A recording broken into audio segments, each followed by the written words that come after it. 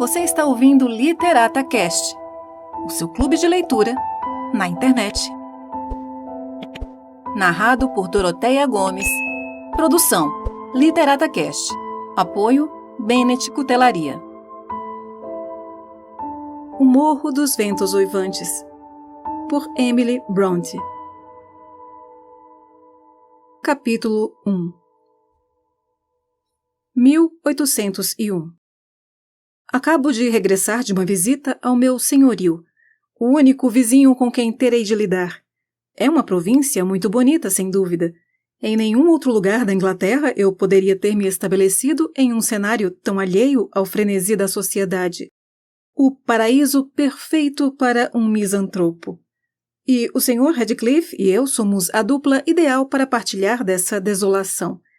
Um sujeito e tanto. Mal imagina ele o quanto eu me enterneci quando vi seus olhos negros se recolherem, bastante desconfiados, sob as pestanas, enquanto eu me aproximava a cavalo ou quando seus dedos buscaram abrigo ainda mais fundo no bolso do colete, arredios, assim que anunciei meu nome. Sr. Radcliffe? Falei. Um aceno com a cabeça foi a resposta. Sou o Sr. Lockwood, seu novo inquilino, senhor. Quis ter a honra de fazer uma visita o quanto antes, após me mudar, para dizer que espero não o ter importunado com a minha persistência em solicitar a ocupação da granja da Cruz dos Tordos. Ainda ontem ouvi dizer que o senhor tinha algumas ideias.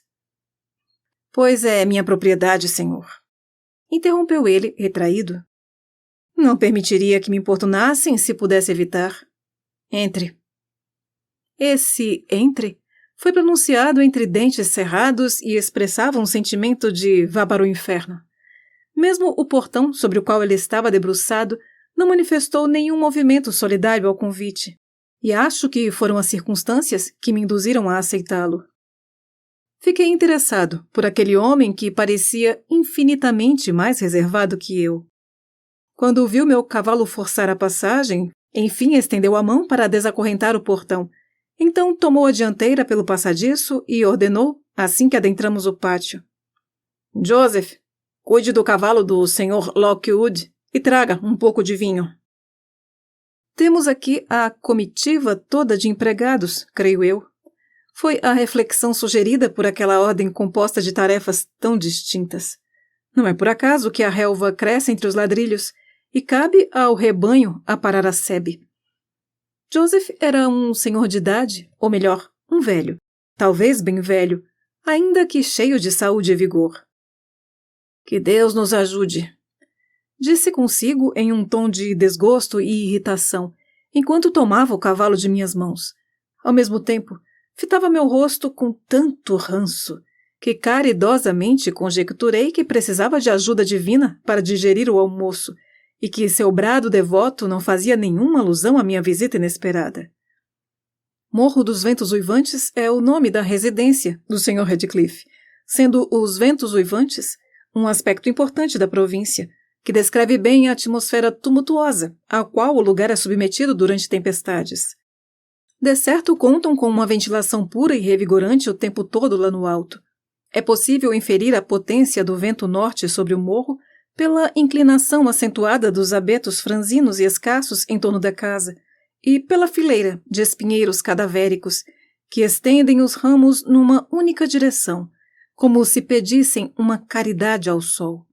Felizmente, o arquiteto teve o cuidado de construí-la forte. As janelas estreitas estão embutidas fundo nas paredes, e as quinas são protegidas por blocos salientes de pedra. Antes de passar pelo umbral, parei para admirar os diversos entalhes grotescos da fachada, sobretudo ao redor da porta principal, sobre o qual, em meio a uma selva de grifos esfacelados e menininhos despudorados, pude ver a data 1500 e o nome Hareton Earnshaw. Eu teria feito um comentário ou outro e solicitado uma breve história do local ao proprietário ranzinza, mas sua postura à porta parecia demandar que eu entrasse logo ou partisse de vez, e eu não queria de forma alguma agravar seu aborrecimento antes de inspecionar as entranhas da propriedade. Um passo a mais nos conduziu à sala, sem vestíbulo ou passagem introdutória, É este o pedaço da propriedade a que se referem como casa. Costuma incluir uma cozinha e uma sala de estar em geral, mas imagino que no Morro dos Ventos Uivantes a cozinha tenha sido forçada a se recolher por completo para algum outro espaço.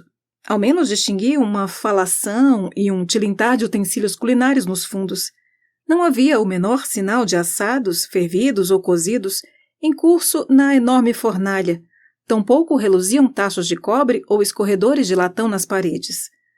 Um canto, todavia, irradiava com esplendor e luz e o calor de enormes pratos de estanho, entremeados por jarros e canecas de prata, em torres e mais torres, que se erguiam até o teto sobre uma grande cômoda de carvalho. O telhado nunca recebera um forro. Toda a sua anatomia estava exposta ao olhar inquisitivo, exceto por uma extensão de madeira coberta de panquecas de aveia e uma penca de pernis de boi, cordeiro e presunto.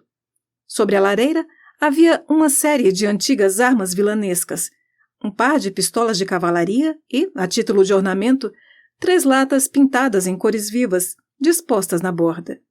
O piso era branco, de pedra lisa. As cadeiras, estruturas primitivas pintadas de verde, tinham encostos altos. 1 ou 2 pretas, mais pesadas, ficavam à espreita, na sombra. Em um arco sob o aparador, repousava uma enorme cadela perdigueira de pelagem fígado, cercada por um enxame de filhotes aos guinchos, e outros cães rondavam outros recantos. Os aposentos e a mobília não seriam nada extraordinário se pertencessem a um fazendeiro rústico do norte, de semblante teimoso e pernas corpulentas, marcadas pelos calções e polainas. Indivíduos assim, sentados em suas poltronas com uma caneca de cerveja espumando na mesa redonda à sua frente, são comuns no perímetro de 8 a 10 quilômetros ao redor destas colinas. Basta fazer uma visita na hora certa depois do almoço, e lá estão eles. Mas o Sr. Heathcliff apresentava um contraste singular com a própria morada e estilo de vida. Tem pele cigana, escura, e nos trajes e modos é um lorde. Isto é, tão cavalheiro quanto há de ser um fidalgo provinciano. Um tanto esgrovinhado, pode-se dizer, mas não chega a ser uma negligência descabida, pois ele tem uma silhueta ereta e formosa e um tanto sombrio. Talvez algumas pessoas vejam nele certo orgulho de baixa estirpe. Em mim ele provoca um sentimento solidário, que me diz que não é nada do tipo. Sei por instinto que a descrição dele deriva de uma aversão a demonstrações espalhafatosas de sentimento, a manifestações de gentileza mútua. Ele ama e odeia em segredo, e julga ser uma espécie de impertinência ser amado ou odiado de volta. Não, estou me precipitando. Atribuo a ele meu próprio temperamento, como me convém. O Sr. Heathcliff talvez tenha suas próprias razões, totalmente distintas das minhas, para manter a mão resguardada quando é apresentado a um camarada em potencial, categoria na qual me encaixo. Acredito que meu caso é peculiar. Minha querida mãe costumava dizer que eu jamais teria um lar aconchegante. E eis que, no verão passado, de fato, provei-me indigno de um. Estava passando um mês no litoral, desfrutando do tempo bom, quando me encontrei na companhia da mais fascinante criatura, uma verdadeira deusa a meus olhos, embora não me notasse. Nunca declarei meu amor em voz alta, contudo, pela linguagem corporal, qualquer palerma teria adivinhado que eu estava perdidamente apaixonado. Ela entendeu, enfim, e me respondeu com o mais doce olhar que se pode imaginar. E eu fiz o quê? Confesso, com embaraço, que me recolhi com frieza, feito caramujo. A cada troca de olhares, retraía-me mais e mais, até que, no fim das contas, a pobrezinha passou a duvidar de seus próprios sentidos e, vencida pela confusão de seu suposto equívoco, persuadiu sua mãe a deixar a costa. Por essa estranha reviravolta no comportamento, ganhei a reputação de crueldade deliberada. Quão injusta é essa imagem, só eu sei. Sentei-me, ao pé da lareira, de frente para a cadeira a qual meu senhorio se dirigia, e arrisquei preencher o intervalo de silêncio com um afago na mãe canina, que havia deixado sua ninhada e se esgueirava, lupina, entre as minhas pernas, de lábio arqueado, com as presas brancas sedentas por uma abocanhada. Meu afago provocou um rosnado gutural, demorado. É melhor não mexer com a cachorra, rosnou o Sr. Radcliffe em uníssono, impedindo com um pontapé manifestações mais ferozes. Ela não está acostumada a ser mimada. Não é um bicho de estimação. Então, avançando até uma porta lateral a passos largos, bradou mais uma vez. Joseph!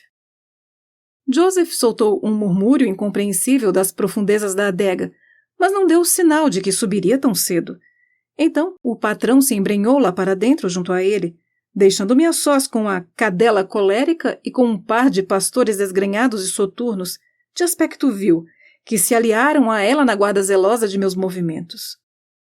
Sem a menor vontade de entrar em contato com seus dentes, permaneci imóvel, mas, imaginando que cães não seriam capazes de entender insultos velados, infelizmente caí na tentação de dar uma piscadela e fazer caras e bocas para o trio. Eis que alguma dessas mudanças de fisionomia irritou a madame, a tal ponto que, em um arrobo de fúria, ela avançou em meus joelhos. Rechacei-a e apressei-me a colocar à mesa entre nós.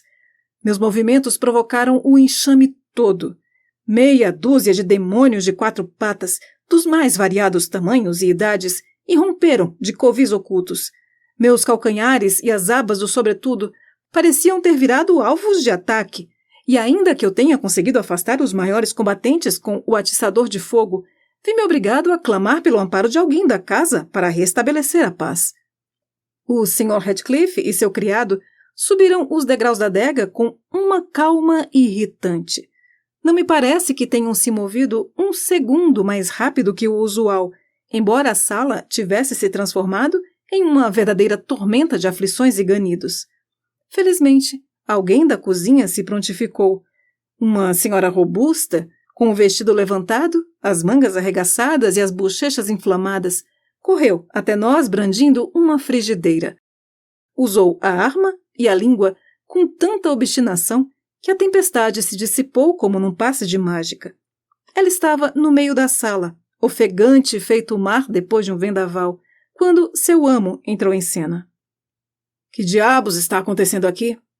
Indagou ele, fitando-me com um olhar difícil de engolir depois daquele tratamento nada hospitaleiro. — Que diabos digo eu? Resmunguei. Uma vara de porcos endemoniados seria menos cruel que esses seus animais, senhor. É como deixar um estranho à mercê de uma prole de tigres.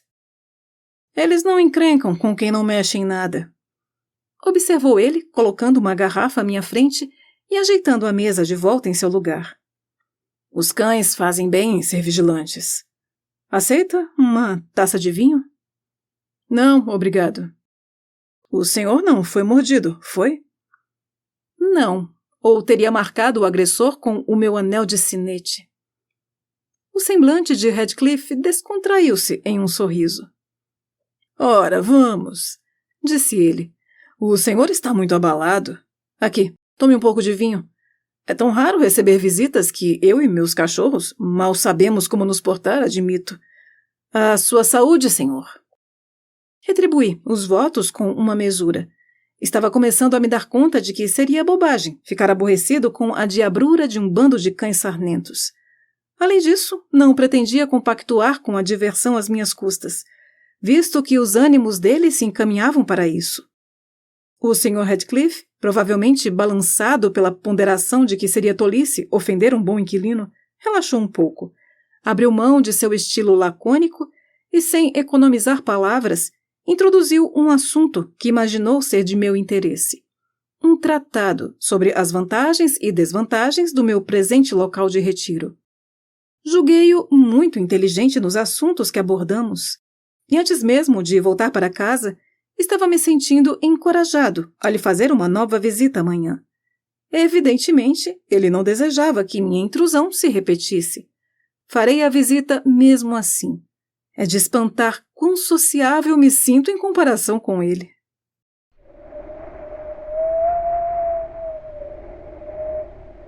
Capítulo 2. A tarde de ontem despontou fria, com névoa. Fiquei tentado a passá-la à beira da lareira, no meu escritório, em vez de me embrenhar pela mata e pelo lamaçal até o Morro dos Ventos Uivantes. Depois do almoço, no entanto, cabe uma nota aqui. Costumo almoçar entre 12:00 e 13:00. A governanta, uma senhora matronal que veio junto com a casa, simplesmente não consegue ou se recusa a compreender o meu pedido para ser servido às 5. Subi as escadas com esse plano ocioso em mente e, ao entrar no aposento, deparei-me com uma criada de joelhos, cercada de escovões e baldes de carvão, levantando uma poeira infernal enquanto extinguia o fogo com um monte de cinzas. O espetáculo me fez dar meia volta de imediato. Peguei meu chapéu e, depois de uns 6 quilômetros de caminhada, cheguei ao portão principal de Redcliffe, bem a tempo de escapar dos suaves primeiros flocos de neve. No alto da inóspita colina, a terra estava dura, coberta por uma escura camada de geada, e o vento me fez estremecer da cabeça aos pés. Como não consegui remover a corrente, pulei o portão, corri pelo passadiço, cercado de groselheiras espinhentas, e em vão bati a porta para me deixarem entrar, até os nós dos dedos formigarem e os cães começarem a ladrar. Malditos reclusos, pensei. Merecem o isolamento perpétuo do restante da espécie por essa inhospitalidade grosseira. Eu, pelo menos, jamais deixaria as portas trancadas durante o dia. Que seja, vou entrar. Determinado, peguei o trinco e chacoalhei-o com veemência. Então Joseph projetou o rosto azedo para fora de uma das janelas redondas do celeiro. — Que é? Bradou ele com seu sotaque carregado. — O patrão tá no curral com as ovelhas. Dá a volta no celeiro se quiser ter com ele. — Não há ninguém em casa para abrir para mim? Esbravejei em resposta. — A patroa só. Pode algazarrar a noite toda, ela não vai abrir. — Mas por quê? Você não poderia explicar para ela quem eu sou, Joseph? — Eu não tenho nada com isso. Murmurou ele e desapareceu no celeiro. A neve estava engrossando. Agarrei a maçaneta para arriscar mais uma tentativa, quando surgiu um rapaz sem casaco no pátio adiante, com um ancinho no ombro. Ele acenou para que eu o acompanhasse, e depois de passarmos por um lavadouro e uma área movimentada onde ficava um armazém de carvão, uma bomba de água e um pombal, por fim chegamos ao conforto dos amplos aposentos onde outrora eu fora recebido. A sala resplandecia à luz de um fogaréu radiante, alimentado por carvão, turfa e lenha, e perto da mesa, posta para uma farta refeição, alegrei-me ao notar a presença da patroa, uma pessoa de cuja existência eu jamais suspeitara. Cumprimentei-a com uma mesura e aguardei, na expectativa de que fosse me convidar para sentar. Ela olhou para mim, recostada em sua cadeira, e permaneceu imóvel, em silêncio. — Mas que tempinho! Comentei. — Senhora Redcliffe, lamento informar que a porta carrega a marca da desatenção da criadagem. Custei a me fazer ouvir. Ela não abriu a boca. Encarei-a, e ela me encarou de volta. Fixou em mim um olhar frio e indiferente, profundamente constrangedor e desagradável. — Senta, disse o jovem rapaz, brusco. Ele já vem. Obedeci, pigarreei e chamei a vilã Juno, que naquele nosso segundo encontro dignou-se a balançar a extremidade do rabo, em sinal que já me conhecia. — Belo animal, tornei a falar. — A senhora pretende se desfazer dos pequenos? — Não são meus, disse a adorável anfitriã, com mais desprezo do que o próprio Redcliffe teria respondido. — Ah, a senhora prefere aqueles ali? Prossegui, apontando para uma almofada à sombra, repleta do que pareciam ser gatos. Seria uma preferência um tanto curiosa. Observou ela com desdém. Por azar, era uma pilha de lebres mortas. Pigarreei mais uma vez, aproximei-me da lareira e repeti meu comentário sobre a noite tempestuosa. — O senhor não devia ter saído, disse ela enquanto se levantava para pegar 2 das latas coloridas em cima da lareira. Sua posição anterior estava protegida da luz. Nesse instante, tive uma visão mais nítida de seu corpo e rosto. Era esbelta e mal parecia ter saído da juventude, com uma silhueta admirável e o rostinho mais bonito que já tive o prazer de contemplar. Tinha traços delicados e a pele alva. Cachos loiros, ou melhor dizendo, dourados, pendiam sobre seu fino pescoço e seus olhos seriam irresistíveis se tivessem uma expressão agradável. Para minha sorte, dado o meu coração fraco, o único sentimento que manifestavam pairava entre o escárnio e um desespero muito estranho e particular. As latas estavam quase fora de seu alcance. Prontifiquei-me a acudi-la, mas ela se virou para mim como uma sovina faria caso alguém tentasse ajudá-lo a contar seu ouro. Não preciso da sua ajuda, censurou-me. A alcanço sozinha. Perdão? Apressei-me a emendar. O senhor foi convidado para o chá da tarde? Indagou ela após amarrar um avental por cima do elegante vestido preto e segurando uma colher cheia de folhas sobre a chaleira. Eu adoraria uma xícara, por favor, respondi. Mas o senhor foi convidado? Repetiu ela. Não, falei, forçando um sorrisinho. A senhora é a pessoa mais indicada para me convidar. Ela largou o chá de volta na lata, com colher e tudo, e retornou à sua cadeira, emburrada, com o senho franzido e o lábio inferior revirado, feito uma criança prestes a chorar. Enquanto isso, o rapaz jogara por cima do corpo um jaleco maltrapilho e, impertigado diante das chamas, encarava-me de rabo de olho, como se tivéssemos uma desavença mortal por resolver. Comecei a me perguntar se era mesmo um criado. Seus trajes e linguajar eram grosseiros, totalmente desprovidos da evidente superioridade do senhor e da senhora Radcliffe. Seus cachos morenos eram secos e indisciplinados, as costeletas animalescas invadiam a face, e suas mãos estavam encardidas como as mãos de um trabalhador comum. No entanto, ele tinha uma postura independente, quase arrogante, e não demonstrava o empenho de um empregado doméstico em servir a senhora da casa. Na falta de provas cabais de sua condição, achei melhor me abster de observar sua estranha conduta, e 5 minutos depois, a chegada de Radcliffe me aliviou, em certa medida, do desconforto que sentia. Veja só, meu senhor, promessa é dívida. Vim fazer uma nova visita? Exclamei em tom alegre. E creio que com esse tempo precisarei ficar abrigado aqui por uma meia horinha, se o senhor me permitir. Meia horinha? Retrucou ele, sacudindo os flocos brancos da roupa. Mas que ideia! Sair assim em plena nevasca. O senhor sabe que corre o risco de se perder nos pântanos, não sabe?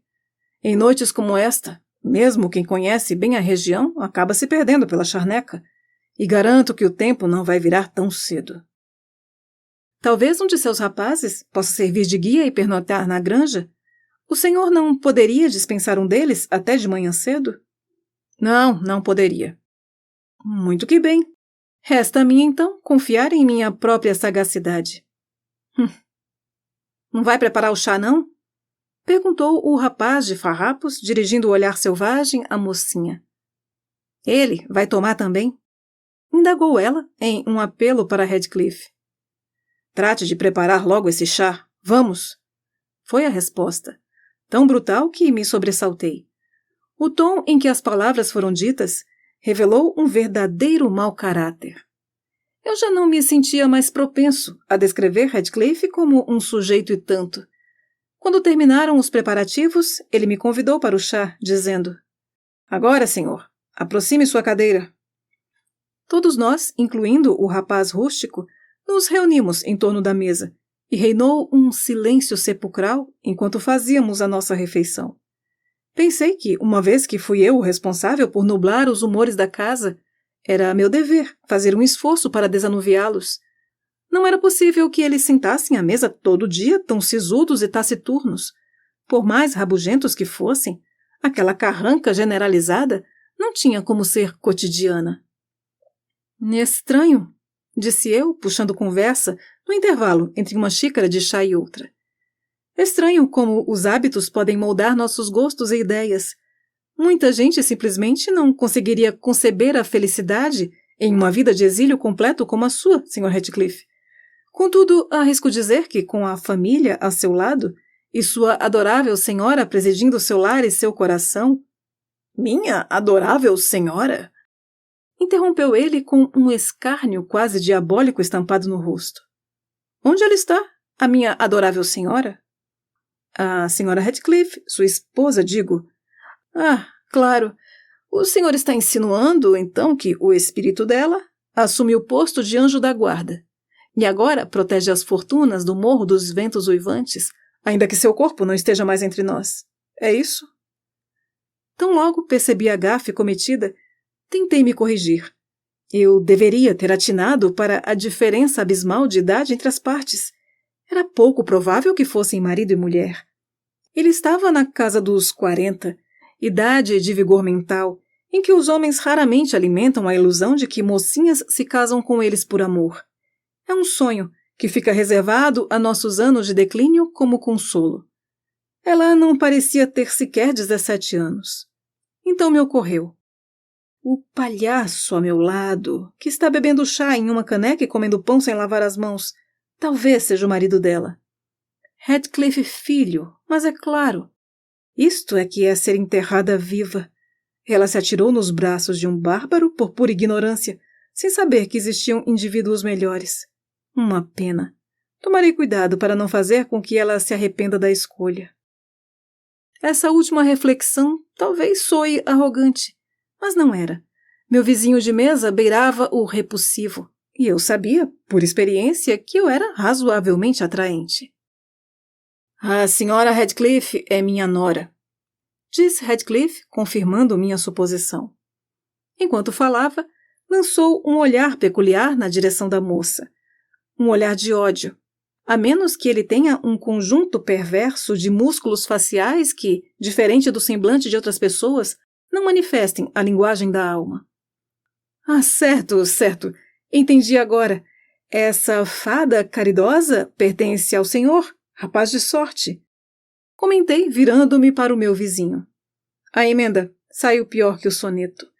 O rapaz ficou vermelho escarlate e apertou o punho, dando todos os indícios de uma agressão premeditada. Mas logo pareceu recobrar o juízo, abafando a tempestade com blasfêmias brutais, dirigidas a mim. No entanto, tomei o cuidado de não lhe dar atenção. O senhor não é muito feliz em suas conjecturas, observou meu anfitrião.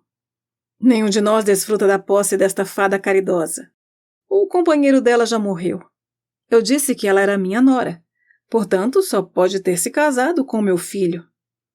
E este rapaz? Não é meu filho, pode ter certeza. Heathcliff sorriu mais uma vez, como se fosse uma audácia de minha parte atribuir-lhe a paternidade daquele urso. Eu me chamo Ayrton Earnshaw, grunhiu o outro, e aconselho o senhor a respeitar meu nome. Não foi minha intenção desrespeitá-lo. Retruquei, rindo por dentro da dignidade com que ele se impôs.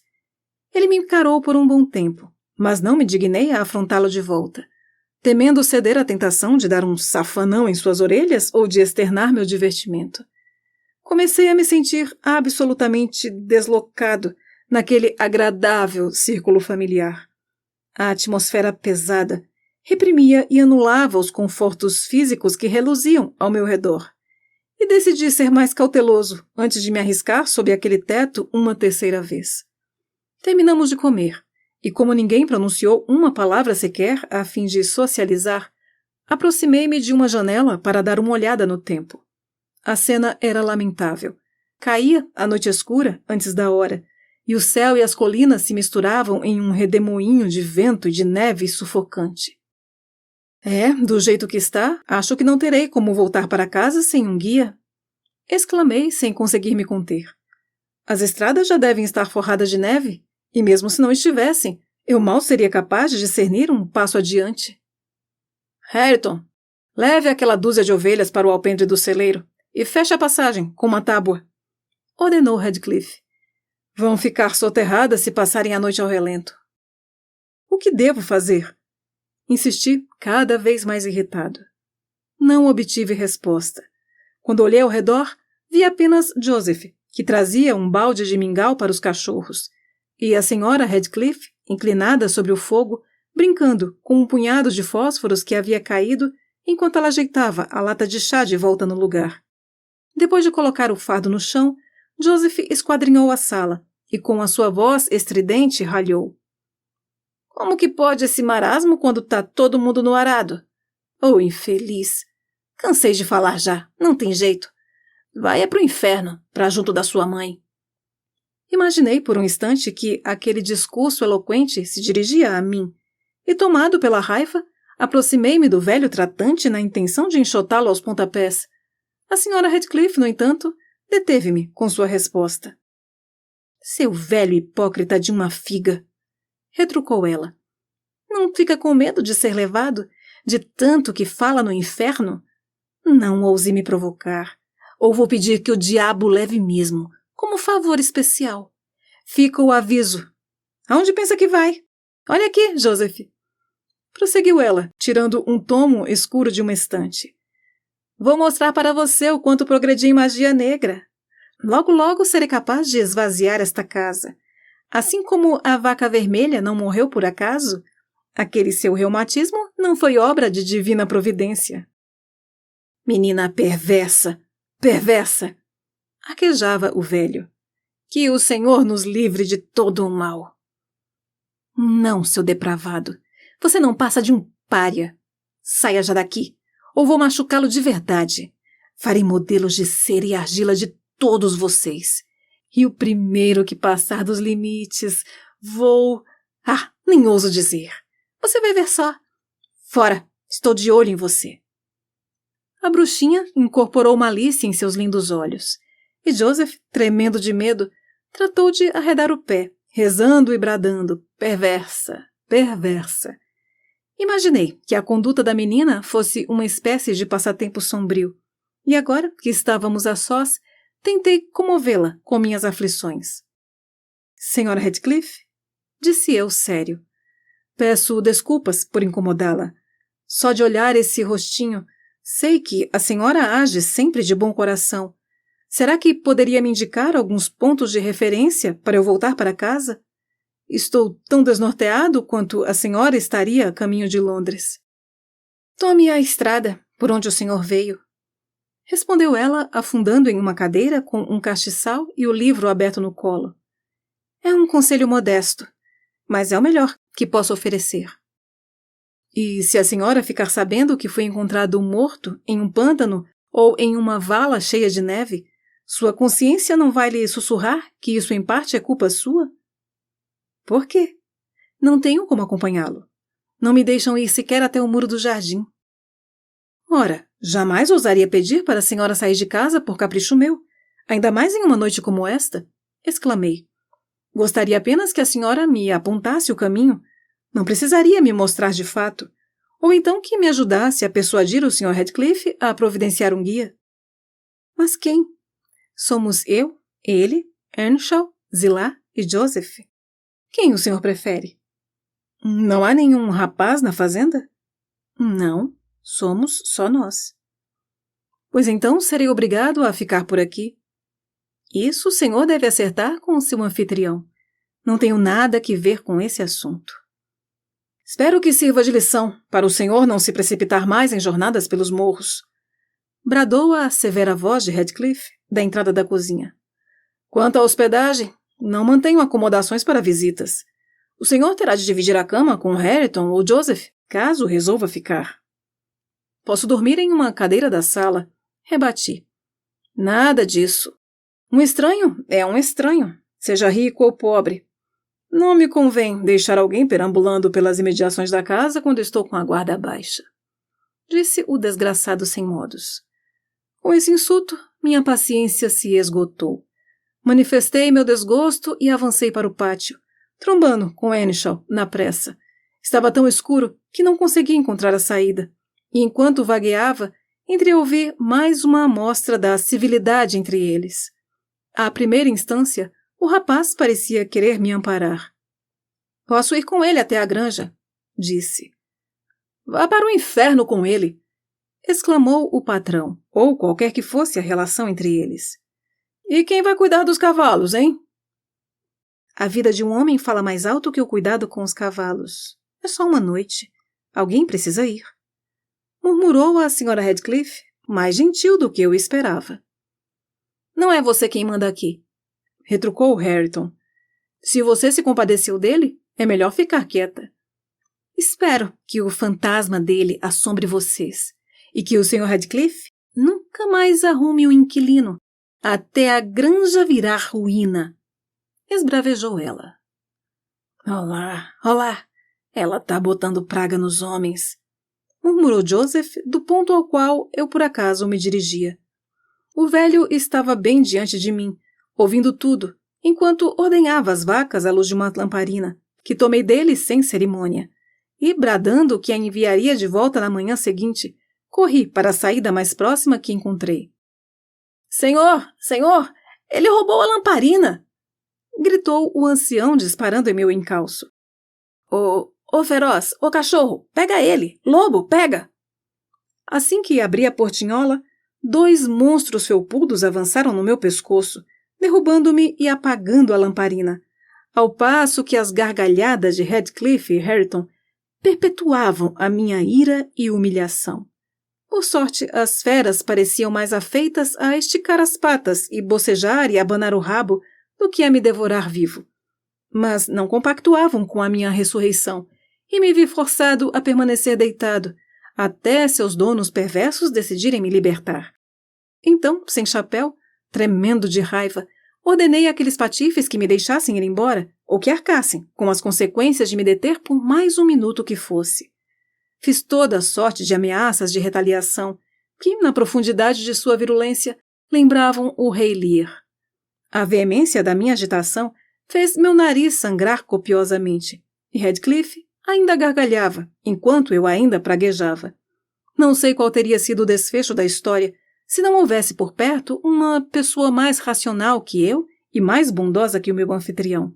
Era Zilá, a governanta parruda, que por fim apareceu para ver do que se tratava aquele rebuliço todo. Imaginou que estivessem me agredindo, e sem ousar atacar o patrão, dirigiu sua artilharia vocal contra o crápula mais moço. Ora, Sr. Earnshaw, bradou ela, qual vai ser a próxima asneira, hein? Vai começar a matar gente aqui, na própria porta? Não posso com essa casa. O pobre coitado está quase sufocando. Espere, o senhor não pode ir embora desse jeito. Entre, vou dar um jeito nisso. Fique calmo, não se mexa. E, com essas palavras, despejou meio litro de água gelada no meu pescoço e me arrastou para a cozinha. O Sr. Radcliffe veio logo atrás, seu bom humor acidental se extinguindo depressa, dando lugar à rabugice de costume. Eu estava muito mal, zonzo e fraco. Por força das circunstâncias, portanto, vi-me obrigado a aceitar uma acomodação sob seu teto. O Sr. Radcliffe instruiu Zilá a me servir uma taça de conhaque e se retirou para a sala. Enquanto ela se apiedava de meu infortúnio, depois de obedecer às ordens do amo, graças às quais, em certa medida, recobrei os ânimos, conduziu-me até minha cama.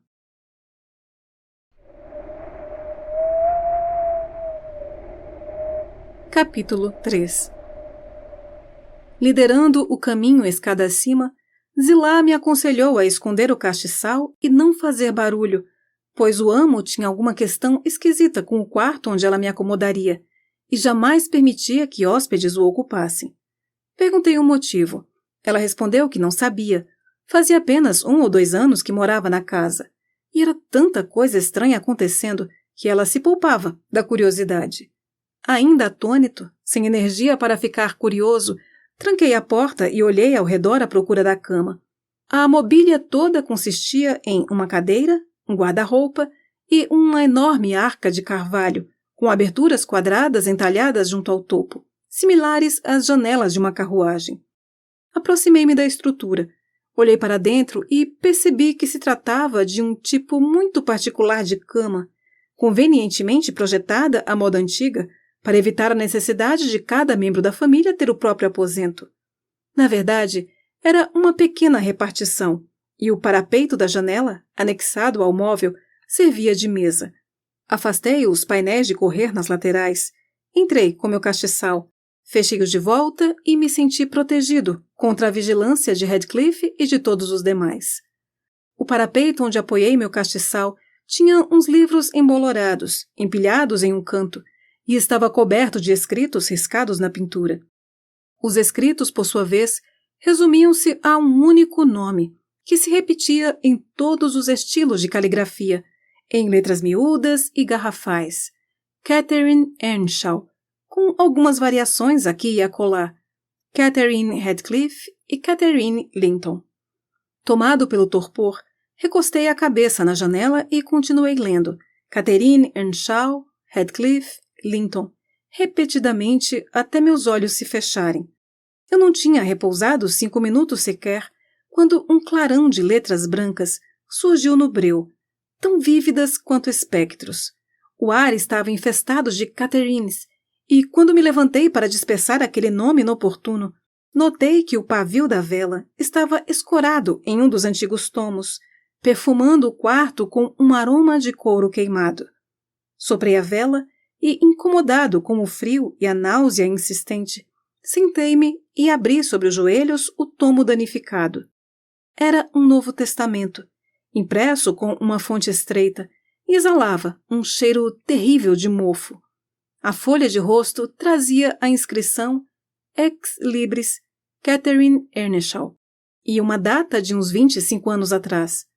Fechei o livro e peguei mais um, então outro, até ter examinado todos. A biblioteca de Catherine era seleta e seu estado de dilapidação mostrava que tivera bom uso, embora nem sempre com um propósito legítimo. Eram raros os capítulos que escaparam de comentários à tinta, ou pelo menos pareciam ser comentários, cobrindo todo e qualquer espaço deixado em branco pelo tipógrafo. Alguns eram frases soltas, outros trechos seguiam o formato de um diário comum, rabiscado em uma caligrafia infantil, rudimentar. No cabeçalho de uma página originalmente em branco, que deve ter sido um tesouro e tanto quando foi descoberta, tive o deleite de descobrir uma excelente caricatura de meu amigo Joseph, um esboço de traços grosseiros, porém marcante. Um interesse imediato pela desconhecida Catherine acendeu-se dentro de mim e comecei a decifrar seus hieróglifos já desbotados. Que domingo terrível! Assim começava o parágrafo logo abaixo. Queria que meu pai estivesse de volta. Hindley é um substituto deplorável. A maneira como ele trata Radcliffe é desumana. Ade e eu vamos nos rebelar. Demos o primeiro passo agora à noite. Choveu o dia todo. Não pudemos ir para a igreja, então Joseph improvisou uma congregação no sótão, e enquanto Hindley e sua esposa se aninhavam no aconchego da lareira lá embaixo, fazendo de tudo, menos ler a Bíblia, juro, de pés juntos, Radcliffe, eu e o pobre do lavrador fomos obrigados a pegar nossos livros de orações e subir. Fomos organizados em uma fileira em cima de um saco de milho, grunhindo e tremendo de frio, na esperança de que Joseph também tremesse e então encurtasse o sermão pelo seu próprio bem. Quem me dera! O culto durou precisamente 3 horas, e meu irmão ainda teve a audácia de perguntar quando nos viu descer, mas já? Costumavam nos dar permissão para brincar nas noites de domingo, com a condição de que não fizéssemos muito barulho. Agora, qualquer risadinha já é motivo para nos deixarem de castigo em um canto. Parece que vocês esquecem quem manda aqui, disse o tirano. Acabo com o primeiro que me tirar do sério. Exijo disciplina e silêncio absoluto nesta casa. Ah, moleque, foi você? Frances, minha querida, já que está no caminho, faça-me o favor de puxar o cabelo dele. Ele estalou os dedos, eu ouvi. Frances puxou-lhe o cabelo com força e sentou no colo do marido. E ali permaneceram, feito 2 pombinhos, beijando-se e falando bobagem sem parar. Uns absurdos, dos quais deveríamos nos envergonhar. Tentamos nos acomodar com algum conforto sob o arco do aparador. Eu tinha acabado de amarrar nossos aventais no móvel para fazer de cortina, quando surgiu Joseph, vindo da estrebaria. Ele desmanchou minha obra. Deu-me um tapão na orelha e grasnou. O patrão nem se foi direito, e é o dia do Senhor, dia de pensar no Evangelho, nas palavras do pastor. Como que pode ficar brincando? É uma vergonha. Sossega, bando de malcriado. Livro sagrado é que não falta. Tem que sentar e pensar na alma. Dito isso, mandou endireitarmos a postura de modo que pudéssemos receber, do fogo longínquo, uma tênue luz para ler o tijolo que ele jogou no nosso colo. Eu não aguentava mais tudo aquilo. Peguei meu exemplar surrado pela lombada e arremessei-o no canil, jurando que detestava os livros sagrados. Heathcliff chutou seu exemplar para o mesmo canto. Então começou o alvoroço. Senhor Hindley, berrou nosso capelão, vem ver só, patrão. A senhora Cat arrancou a capa do elmo da salvação e Heathcliff pisoteou a primeira parte de um vasto caminho para a perdição. Como que o senhor deixa passar essa pirraça? Arre, o velho patrão já teria dado uma bela surra neles. Pena que não está mais entre nós. Hindley se levantou às pressas do paraíso junto à lareira e, agarrando-nos um pelo colarinho e outro pelo braço, atirou-nos na copa, onde, segundo profetizava Joseph, o capeta iria nos pegar. Assim reconfortados, cada um de nós procurou um esconderijo próprio para esperar a chegada dele. Tirei este livro e um tinteiro de uma estante e abri uma fresta da porta para entrar luz. Faz 20 minutos que estou escrevendo, mas meu companheiro está impaciente e propôs que pegássemos o manto da criada encarregada do leite e corrêssemos pela charneca, abrigados. A sugestão me agrada, até porque, se aquele velho ranzinza der as caras, talvez acredite que sua profecia tenha se realizado. Na chuva, não ficaríamos mais ensopados ou com mais frio do que aqui. Imagino que Catherine tenha levado a cabo seu projeto, pois a frase seguinte abordava outro assunto. Parecia aflita. Nunca imaginei que Hindley pudesse me fazer chorar assim. Minha cabeça está explodindo. Deitar no travesseiro dói e simplesmente não consigo parar de chorar. Pobre Heathcliff. Hindley chama-o de imprestável. Não permite mais que se junte a nós na mesa. E ainda diz que não devemos brincar juntos e ameaça expulsá-lo de casa se o desobedecermos. Ele culpa nosso pai, como ousa, por ter sido muito permissivo com Ada e jura que vai colocá-lo em seu devido lugar. Comecei a cochilar sobre a página turva. Meus olhos corriam do manuscrito ao texto impresso. Vi um título, vermelho, todo ornamentado. 70 vezes 7 e o primeiro do 71º. Um sermão ministrado pelo reverendo Jabez Brotherham na capela da vila de Gimmerton Sal. E enquanto eu me esforçava, semi-adormecido, para pensar no que Jabez Brotherham teria a dizer sobre o assunto, afundei de volta na cama e caí no sono. Como são terríveis os efeitos de um chá ruim e de temperamentos ruins. O que mais poderia ter me levado a passar uma noite tão terrível? Não me lembro de nenhuma outra noite que possa ser comparada a esta, desde que me entendo por sofredor. Comecei a sonhar, quase antes de perder a consciência de onde estava. Imaginei que já tinha amanhecido e que eu estava a caminho de casa, com Joseph de guia. Uma grossa camada de neve se acumulara na estrada, e à medida que tentávamos avançar, meu companheiro me aborrecia com suas reprimendas constantes por eu não ter trazido comigo um cajado de peregrino. Dizia que eu jamais poderia entrar em casa sem um, e ostentava um porrete pesado, ou o que eu julgava ser um porrete. Por um momento, achei um absurdo ter de portar uma arma daquelas para ser admitido em minha própria residência. Então, dei-me conta. Não era para lá que eu estava indo. Estávamos peregrinando para ouvir um sermão do famoso Jabez Brotherham, baseado no texto 70 vezes 7, e algum de nós, Joseph, o pastor, ou eu, havia cometido o primeiro do 71º e estava prestes a ser publicamente exposto e excomungado. Chegamos à capela. Eu já passei por ali antes nas minhas caminhadas 2 ou 3 vezes. A capela fica em um vale entre 2 colinas. Um vale elevado perto de um pântano, cujo lodo, dizem, calha de embalsamar os cadáveres ali depositados. O teto permanece intacto até o presente momento. Mas, uma vez que a remuneração do clérigo é de apenas 20 libras por ano e uma casa com 2 cômodos, que ameaçam reduzir a apenas 1, nenhum clérigo está disposto a assumir o cargo do pastor, sobretudo porque correm as más línguas que seu rebanho preferiria deixá-lo passar fome a oferecer mais um mísero centavo de seus próprios bolsos. Contudo, em meu sonho, Jabes contava com a congregação cheia e atenta, e pregava. Por Deus, e que sermão! Dividido em 490 partes, cada uma com a mesma duração de uma pregação habitual sobre o púlpito, e cada uma discutindo um pecado diferente. De onde ele tinha tirado todos aqueles pecados, não sei dizer. Interpretava o texto de um jeito muito particular, e parecia necessário que o irmão cometesse pecados diferentes a cada ocasião. Era um mais curioso que o outro. Estranhas transgressões que eu jamais imaginara. Fui ficando tão cansado. Eu me contorcia e bocejava e cochilava e despertava de repente. E me beliscava, e esfregava os olhos, e me levantava e tornava a sentar, e cutucava Joseph para perguntar quando acabaria aquilo. Estava fadado a ouvir tudo, tintim por tintim, até que, finalmente, ele chegou ao primeiro do 71º. Naquele momento crucial, uma súbita inspiração recaiu sobre mim. Senti-me impelido a me erguer e denunciar Jabes Branderham como o pecador do pecado que nenhum cristão havia de perdoar. Senhor, exclamei, sentado entre estas 4 paredes, suportei e perdoei de uma só vez os 490 pontos do seu sermão.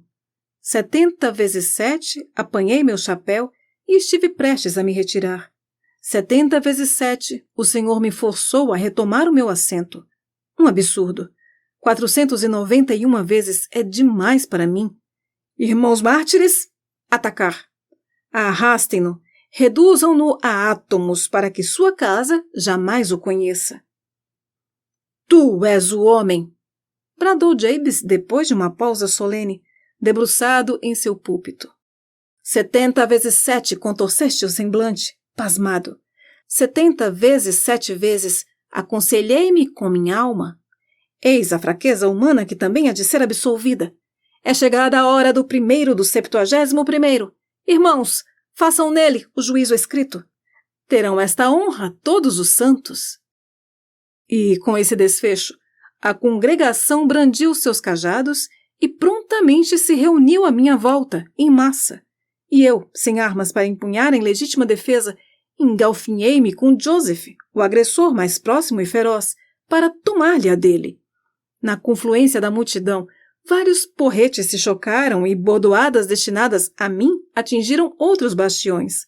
Não demorou muito. Golpes e contragolpes retumbavam pela capela.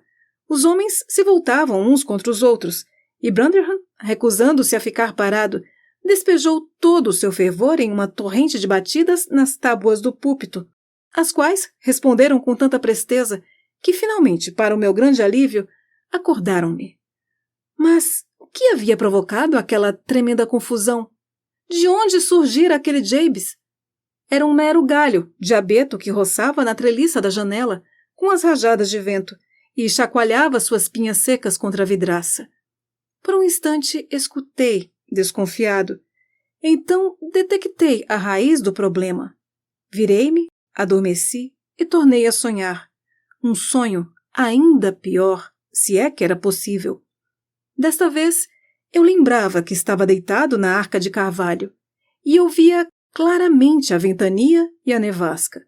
Também ouvia o ramo do abeto insistindo com sua provocação. Contudo, por mais que soubesse a origem do ruído, fiquei tão irritado que resolvi tentar silenciá-lo. Levantei-me e tentei abrir a janela. A lingueta estava soldada na argola. Circunstância esta que eu observara quando acordado, mas apagara da memória. Preciso dar um jeito nisso, seja como for. Murmurei, dando batidinhas no vidro e esticando o braço para agarrar o galho inoportuno. Eis que, no lugar do ramo, meus dedos se fecharam sobre os dedos de uma pequena mão gélida. Um terror intenso se abateu sobre mim. Tentei puxar de volta o braço, mas a mão se agarrara a mim e uma voz melancólica lamuriou-se. Deixe-me entrar. Deixe-me entrar. Quem é você? Perguntei, tentando me desvencilhar. Catherine Linton. Respondeu-me com uma voz trêmula. Por quê? Pensei em Linton. Eu tinha lido 20 vezes mais Earnshaw que Linton. Voltei para casa. Estava perdida na charneca. Enquanto a criatura se manifestava, pude discernir na sombra um rosto de criança olhando pela janela. O pavor me fez cruel, e convencido de que era inútil continuar lutando para me soltar, puxei seu punho pela vidraça quebrada e cerrei-o até escorrer sangue e encharcar a roupa de cama. E ela ainda suplicava. Deixe-me entrar. E ainda segurava firme, levando-me à beira da loucura. Mas como? Indaguei por fim. Se quiser entrar, primeiro me solte. Os dedos relaxaram. Puxei os meus de volta e empilhei os livros em uma pirâmide depressa, a fim de barrar a abertura da repartição, e tampei os ouvidos para abafar aquele apelo choroso. Mantive-os tampados por 15 minutos ou mais. Contudo, assim que parei para escutar de novo, lá estava a lamúria. Ainda insistia. Vá embora! Gritei. Jamais irei deixá-la entrar, nem que implore por 20 anos. Já faz 20 anos, lamentou a voz. 20 anos. Estive fora por 20 anos. Pude ouvir um tênue arranhado lá fora. Minha pilha de livros se moveu, como se a empurrassem. Tentei me levantar, mas não consegui mover um músculo. Então berrei em um frenesi de medo. Para meu desespero, logo percebi que o berro não era a alternativa ideal. Alguém se aproximava de meu cômodo às pressas. Escancararam a porta e uma luz incidiu pelas aberturas quadradas no alto da arca. Eu me sentei, ainda trêmulo, e enxuguei o suor da testa. O intruso hesitou e murmurou qualquer coisa para si. Por fim, inquiriu, quase sussurrando, como se não esperasse resposta. Tem alguém aí? Achei melhor confessar minha presença, pois conhecia os trejeitos de Radcliffe e temi que fosse investigar mais a fundo se eu permanecesse em silêncio. Foi com essa intenção que abri os painéis da repartição. Não me esquecerei tão cedo dos efeitos que minha ação desencadeou. Radcliffe estava à porta, de calça e camisa, um candelabro com a vela escorrendo nos dedos e o rosto tão branco quanto a parede atrás dele. O primeiro rangido do carvalho sobressaltou-o como um choque elétrico. A lamparina voou para longe e ele ficou tão agitado que mal conseguia pegá-la de volta. É seu hóspede, senhor, anunciei, desejando poupá-lo da humilhação de expor ainda mais sua covardia. Tive a infelicidade de gritar durante um terrível pesadelo. Peço perdão por tê-lo incomodado. Que Deus o castigue, senhor Lockwood. Que o senhor vá para o... Disparou o meu anfitrião, pousando o candelabro em uma cadeira, pois não conseguia segurá-lo sem tremer. E quem foi que o acomodou neste aposento? Prosseguiu ele, fincando as unhas na palma das mãos e rangindo os dentes para conter os tremores maxilares. Quem foi? Expulsarei dessa casa o responsável agora mesmo sem pestanejar. Foi sua criada, Zillah. Respondi, saltando da cama e vestindo-me às pressas. Eu entenderia se o senhor a expulsasse, Sr. Radcliffe. Bem que ela merece. Presumo que estivesse procurando provas de que este quarto é mal assombrado, às minhas custas. Pois bem, sabe que ela pode estar certa? Está infestado de fantasmas e goblins. O senhor tem motivos de sobra para mantê-lo fechado, garanto. Ninguém jamais será grato ao senhor por dormir neste antro. O que o senhor está insinuando? Perguntou Radcliffe. E o que está fazendo? Deite-se. Fique até o raiar do dia, uma vez que já está aí. Mas, pelo amor de Deus, não repita esses seus barulhos horrendos. Não há nada que justifique, a não ser que estivessem lhe cortando a garganta. Se aquela criaturinha tivesse entrado pela janela, era capaz que me estrangulasse mesmo. Retruquei. Não me sujeitarei mais às perseguições de seus ancestrais hospitaleiros. O reverendo Jabes Bretherham não era parente seu por parte de mãe? E aquela víbora da Catherine Linton, ou Earnshaw, ou qualquer que fosse o nome dela? De certo não era humana. Uma alma perversa. Ela me contou que vaga por estas bandas já faz 20 anos. Um castigo justo para suas transgressões terrenas, não tenho dúvidas. Mal terminei de pronunciar essas palavras, recordei-me da associação entre os nomes de Heathcliff e Catherine no livro, detalhe que me escapara à memória até ser evocado, então de súbito. Corei com minha indiscrição. Todavia, sem demonstrar maior consciência da ofensa, apressei-me em acrescentar. A verdade, senhor, é que passei boa parte da noite... Detive-me. Estava prestes a dizer, folheando aqueles tomos antigos, perigando assim revelar meu conhecimento de seus conteúdos manuscritos e impressos. Então corrigi-me e prossegui, lendo e relendo o nome rabiscado no parapeito da janela. Um passatempo monótono para me fazer dormir, como contar ou... Aonde o senhor quer chegar, falando assim comigo? Vociferou Heathcliff com uma impetuosidade feroz. Como ousa? Em minha própria casa? Meu Deus, esse homem perdeu a cabeça? E esmurrou a própria testa furioso. Eu não sabia se me ressentia de suas palavras ou se buscava uma explicação, mas ele parecia tão profundamente afetado que me compadeci e continuei a narrar meus sonhos. Garanti que jamais tinha ouvido o nome Catherine Linton antes, mas a leitura repetitiva me causara certa impressão que se manifestou quando minha imaginação não estava mais sob controle. Enquanto eu falava, Heathcliff deixou-se cair na cama, vagarosamente, até que se sentou, quase escondido atrás da repartição. Presumi, no entanto, por sua respiração descompassada, que estivesse se esforçando para vencer um arroubo violento de emoção. Sem querer demonstrar que notara o conflito interno, prossegui com a minha toilette, fazendo bastante barulho. Olhei para meu relógio e discorri sobre a duração da noite. Não são nem 3 horas ainda. Eu podia jurar que já eram 6. O tempo parece estagnar aqui. Quando nos recolhemos, era o quê? 8? No inverno é sempre às 9. E nos levantamos às 4. Disse meu anfitrião, reprimindo um grunhido e, a julgar pelo movimento da sombra de seu braço, enxugando uma lágrima. Sr. Lockwood, acrescentou, pode ficar em meu quarto. Se descer a esta hora será um estorvo, e seu grito pueril mandou meu sono para o inferno. O meu também, comentei. Vou caminhar pelo pátio até o sol raiar e então voltarei para casa. E não se preocupe, que minha intrusão não se repetirá. Estou totalmente curado da busca pelo prazer em sociedade, seja no interior ou na área urbana. Um homem sensato há de se contentar com a própria companhia. Uma companhia encantadora, murmurou Heathcliff. Pegue o castiçal e vá para onde quiser. Logo me juntarei ao senhor. Só não vá para o pátio, que os cachorros estão soltos. E evite a sala, que Juno fica de sentinela por lá e...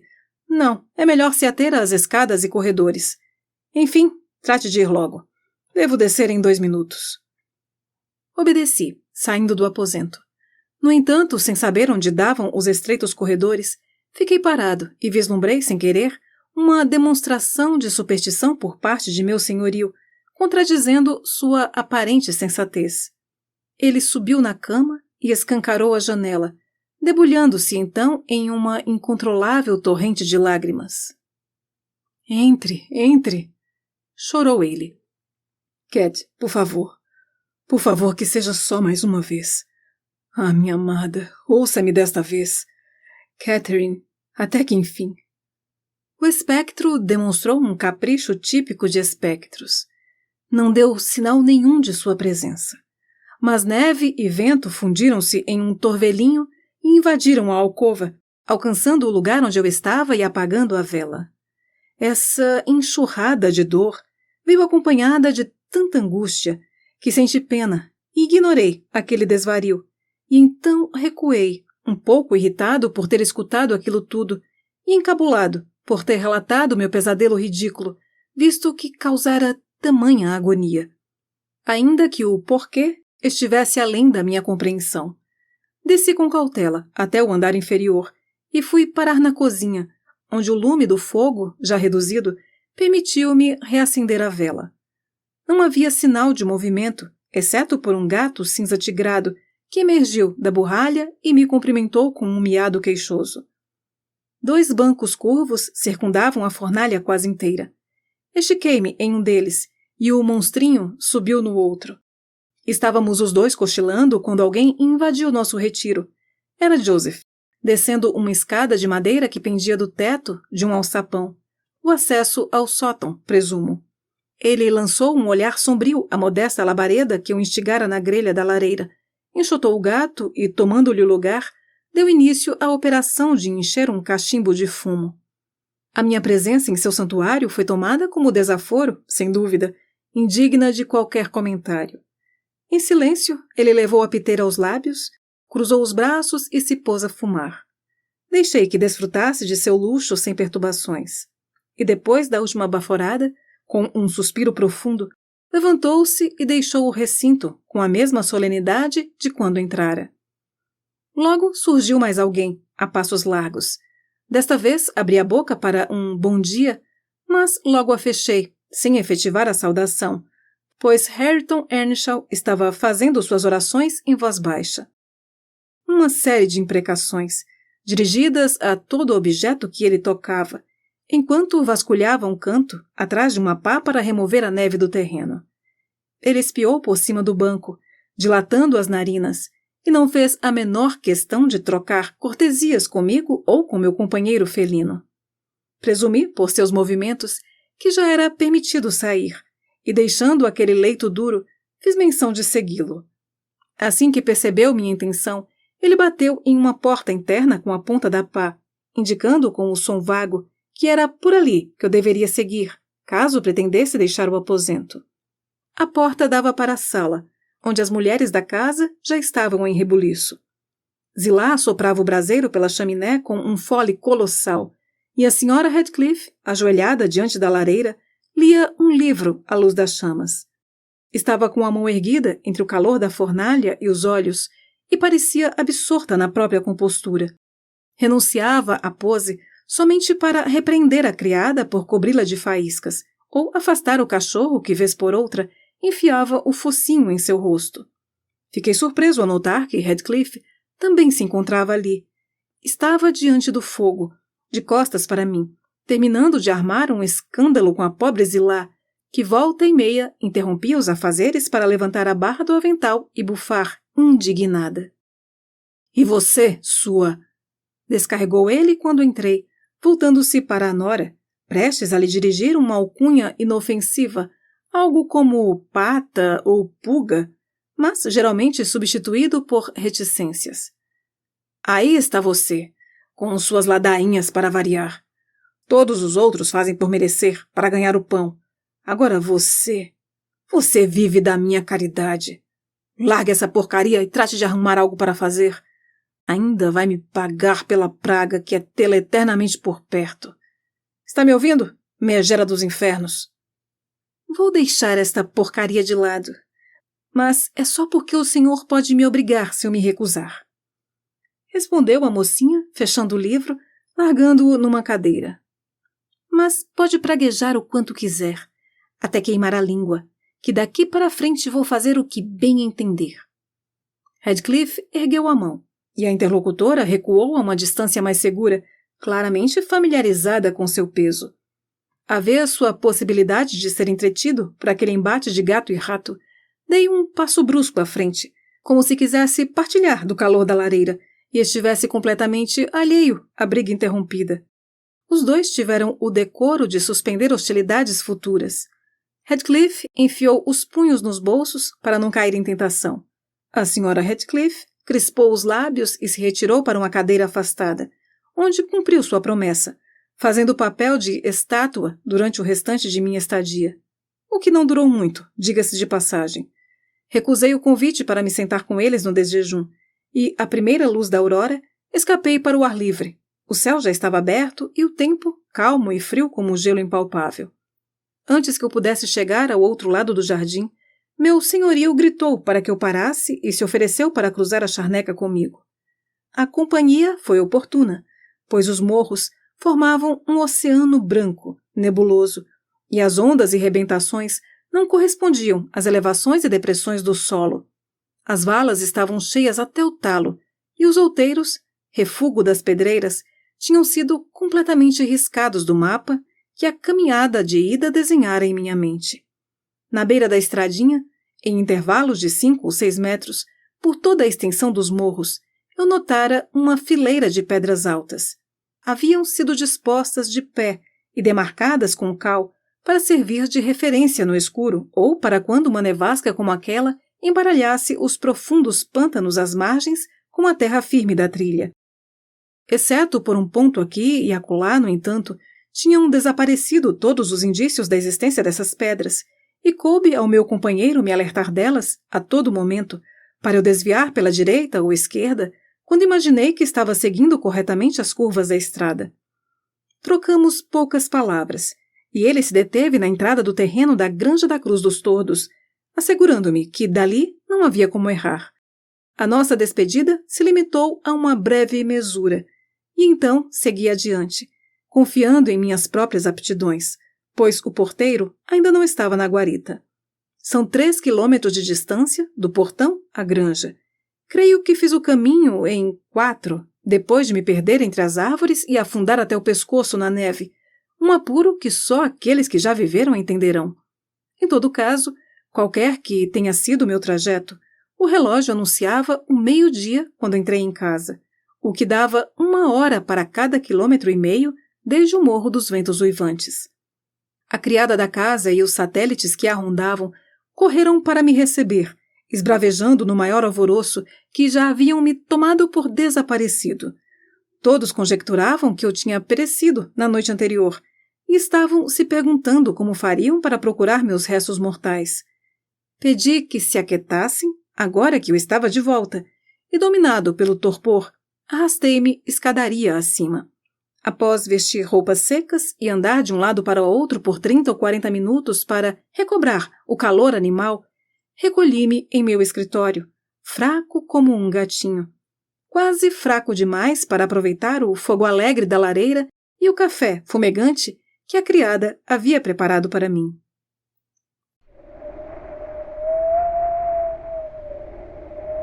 Capítulo 4.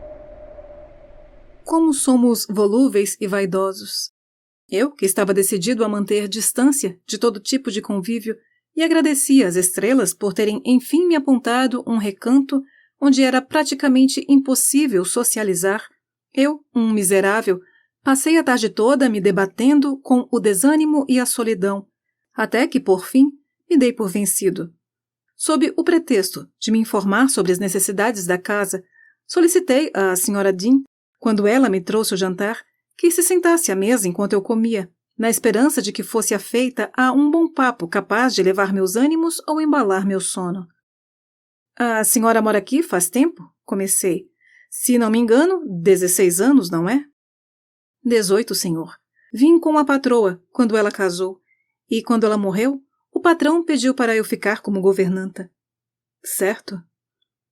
Fez-se uma pausa. Como eu temia, ela não era de falar muito, exceto sobre a própria vida, que pouco me interessava. Depois de meditar um instante, contudo, com um punho cerrado em cada joelho e uma nuvem de ponderação pairando sobre a face corada, ela exclamou: Ah, como as coisas mudaram! Imagino, comentei. A senhora, de certo, testemunhou muitas transformações, suponho. Muitas. E problemas também. Vou aproveitar para desviar a conversa para a família do meu senhorio, pensei. É um bom ponto por onde começar. E aquela bela mocinha viúva. Gostaria de saber qual é sua história, se é desta província ou, o mais provável, uma estrangeira que os rudes nativos não reconhecem como igual. Com esse intuito, indaguei a Sra. Dean por que Radcliffe deixara a Granja da Cruz dos Tordos e optara por viver em uma situação e uma residência muito inferiores. Ele não tem recursos suficientes para manter a propriedade em bom estado? Inquiri. Dinheiro, senhor? Retrucou ela. Só Deus sabe a fortuna que ele tem. E aumenta a cada ano. Sim, sim. Ele poderia muito bem morar em uma casa melhor do que esta, mas é um tanto avarento. E mesmo que pensasse em se mudar para a Granja da Cruz dos Tordos, assim que ouvisse falar de um bom inquilino, não ousaria perder a chance de ganhar umas centenas a mais. Estranho que as pessoas sejam tão gananciosas, ainda que estejam sozinhas no mundo. Parece que ele teve um filho, não? Teve um único filho, sim, mas ele morreu.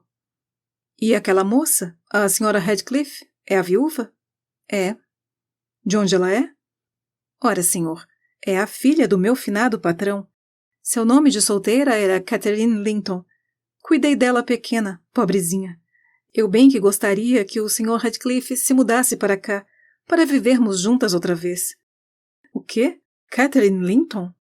Perguntei, estupefato. Mas com uma breve reflexão, convenci-me de que não era a Catherine fantasmagórica do meu causo. Então, prossegui, o nome do meu predecessor era Linton? Era. E quem é aquele Earnshaw? Hareton Earnshaw, que mora com o Sr. Radcliffe. Eles têm algum parentesco? Não, é sobrinho da falecida Sra. Linton. Um primo da mocinha, então? Isso. E o marido dela era primo também.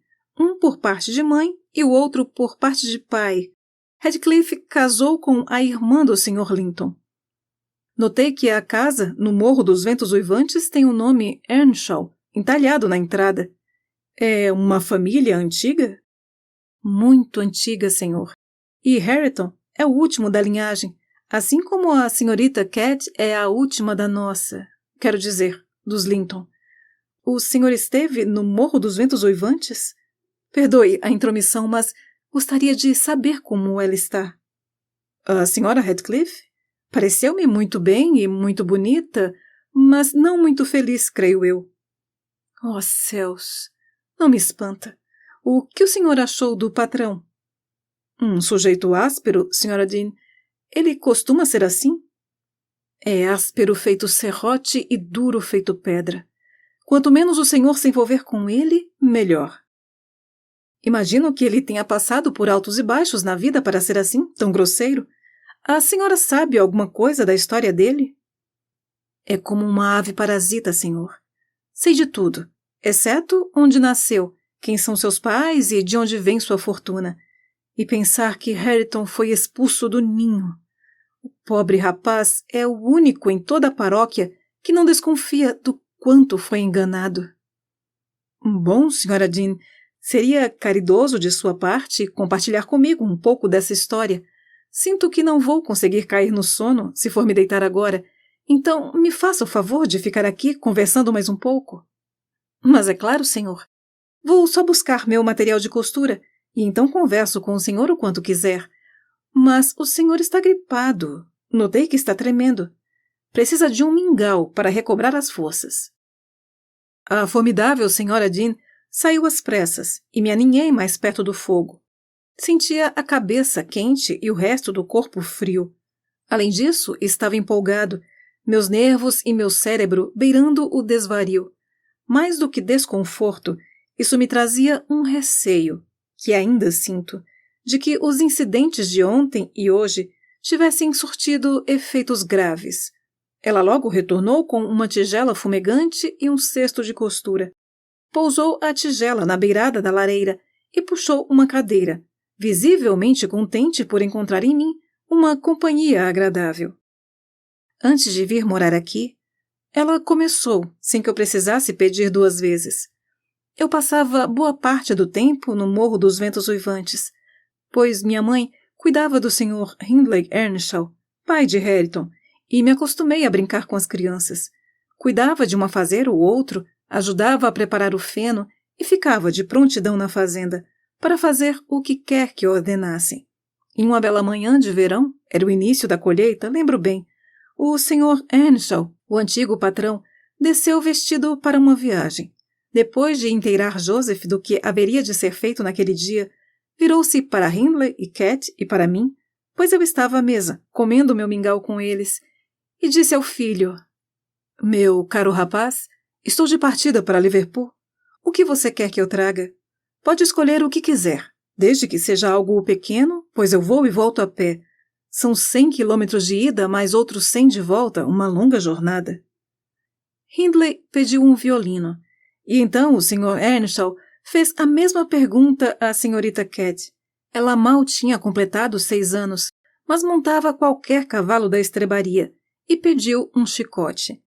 O patrão não se esqueceu de mim, pois tinha um bom coração, embora fosse bastante severo às vezes. Prometeu-me trazer um punhado de maçãs e peras, beijou os filhos, despediu-se e partiu. Os 3 dias de sua ausência pareceram uma eternidade, e a pequena Cat não cansava de me perguntar quando ele estaria de volta. A senhora Earnshaw o esperava para jantar no 3º dia, e hora após hora adiava a refeição. O tempo foi passando, contudo, sem sinal do patrão, e as crianças, por fim, cansaram de correr até o portão para espiar. Caiu a noite e a senhora Earnshaw fez menção de colocar as crianças na cama, mas elas choraram para que as deixasse esperar o pai.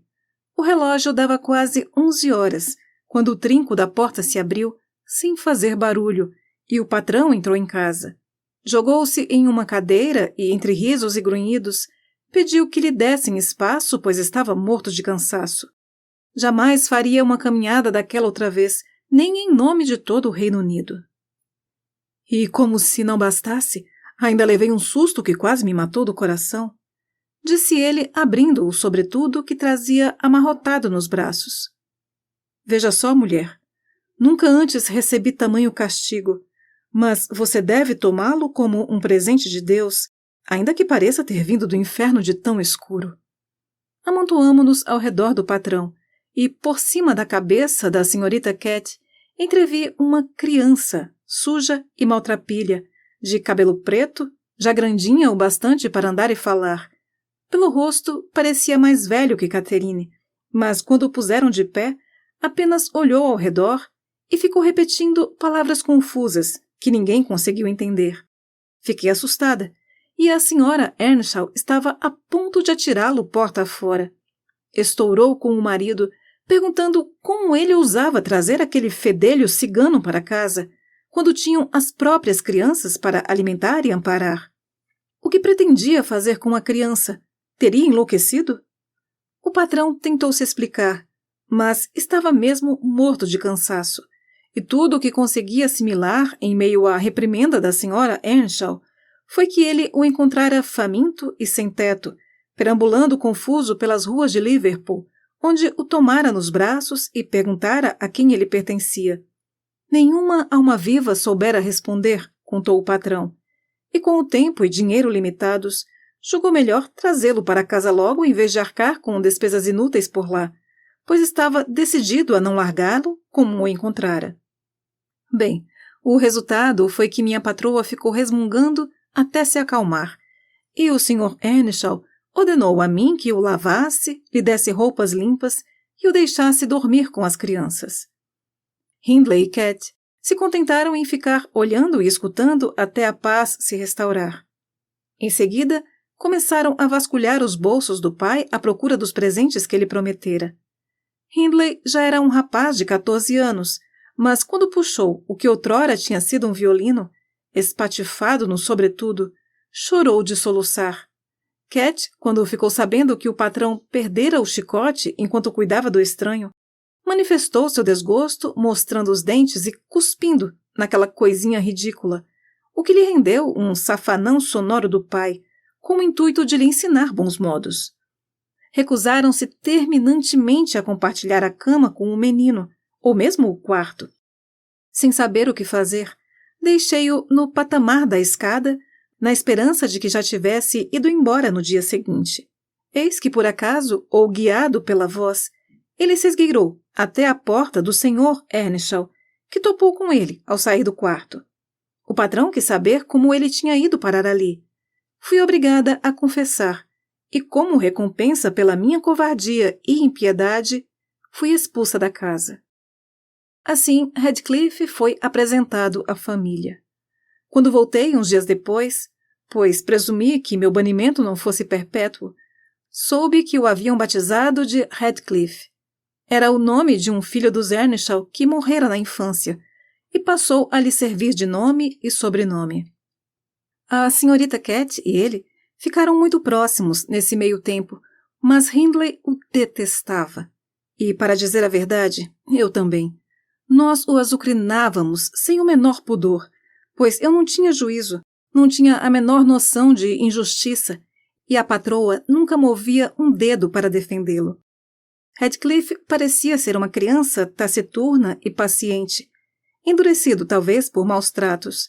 Aturava as bordoadas de Hindley sem piscar ou derrubar uma lágrima, e os meus beliscões só o faziam respirar fundo e abrir os olhos, como se tivesse se machucado sozinho, por acidente, e não houvesse culpados.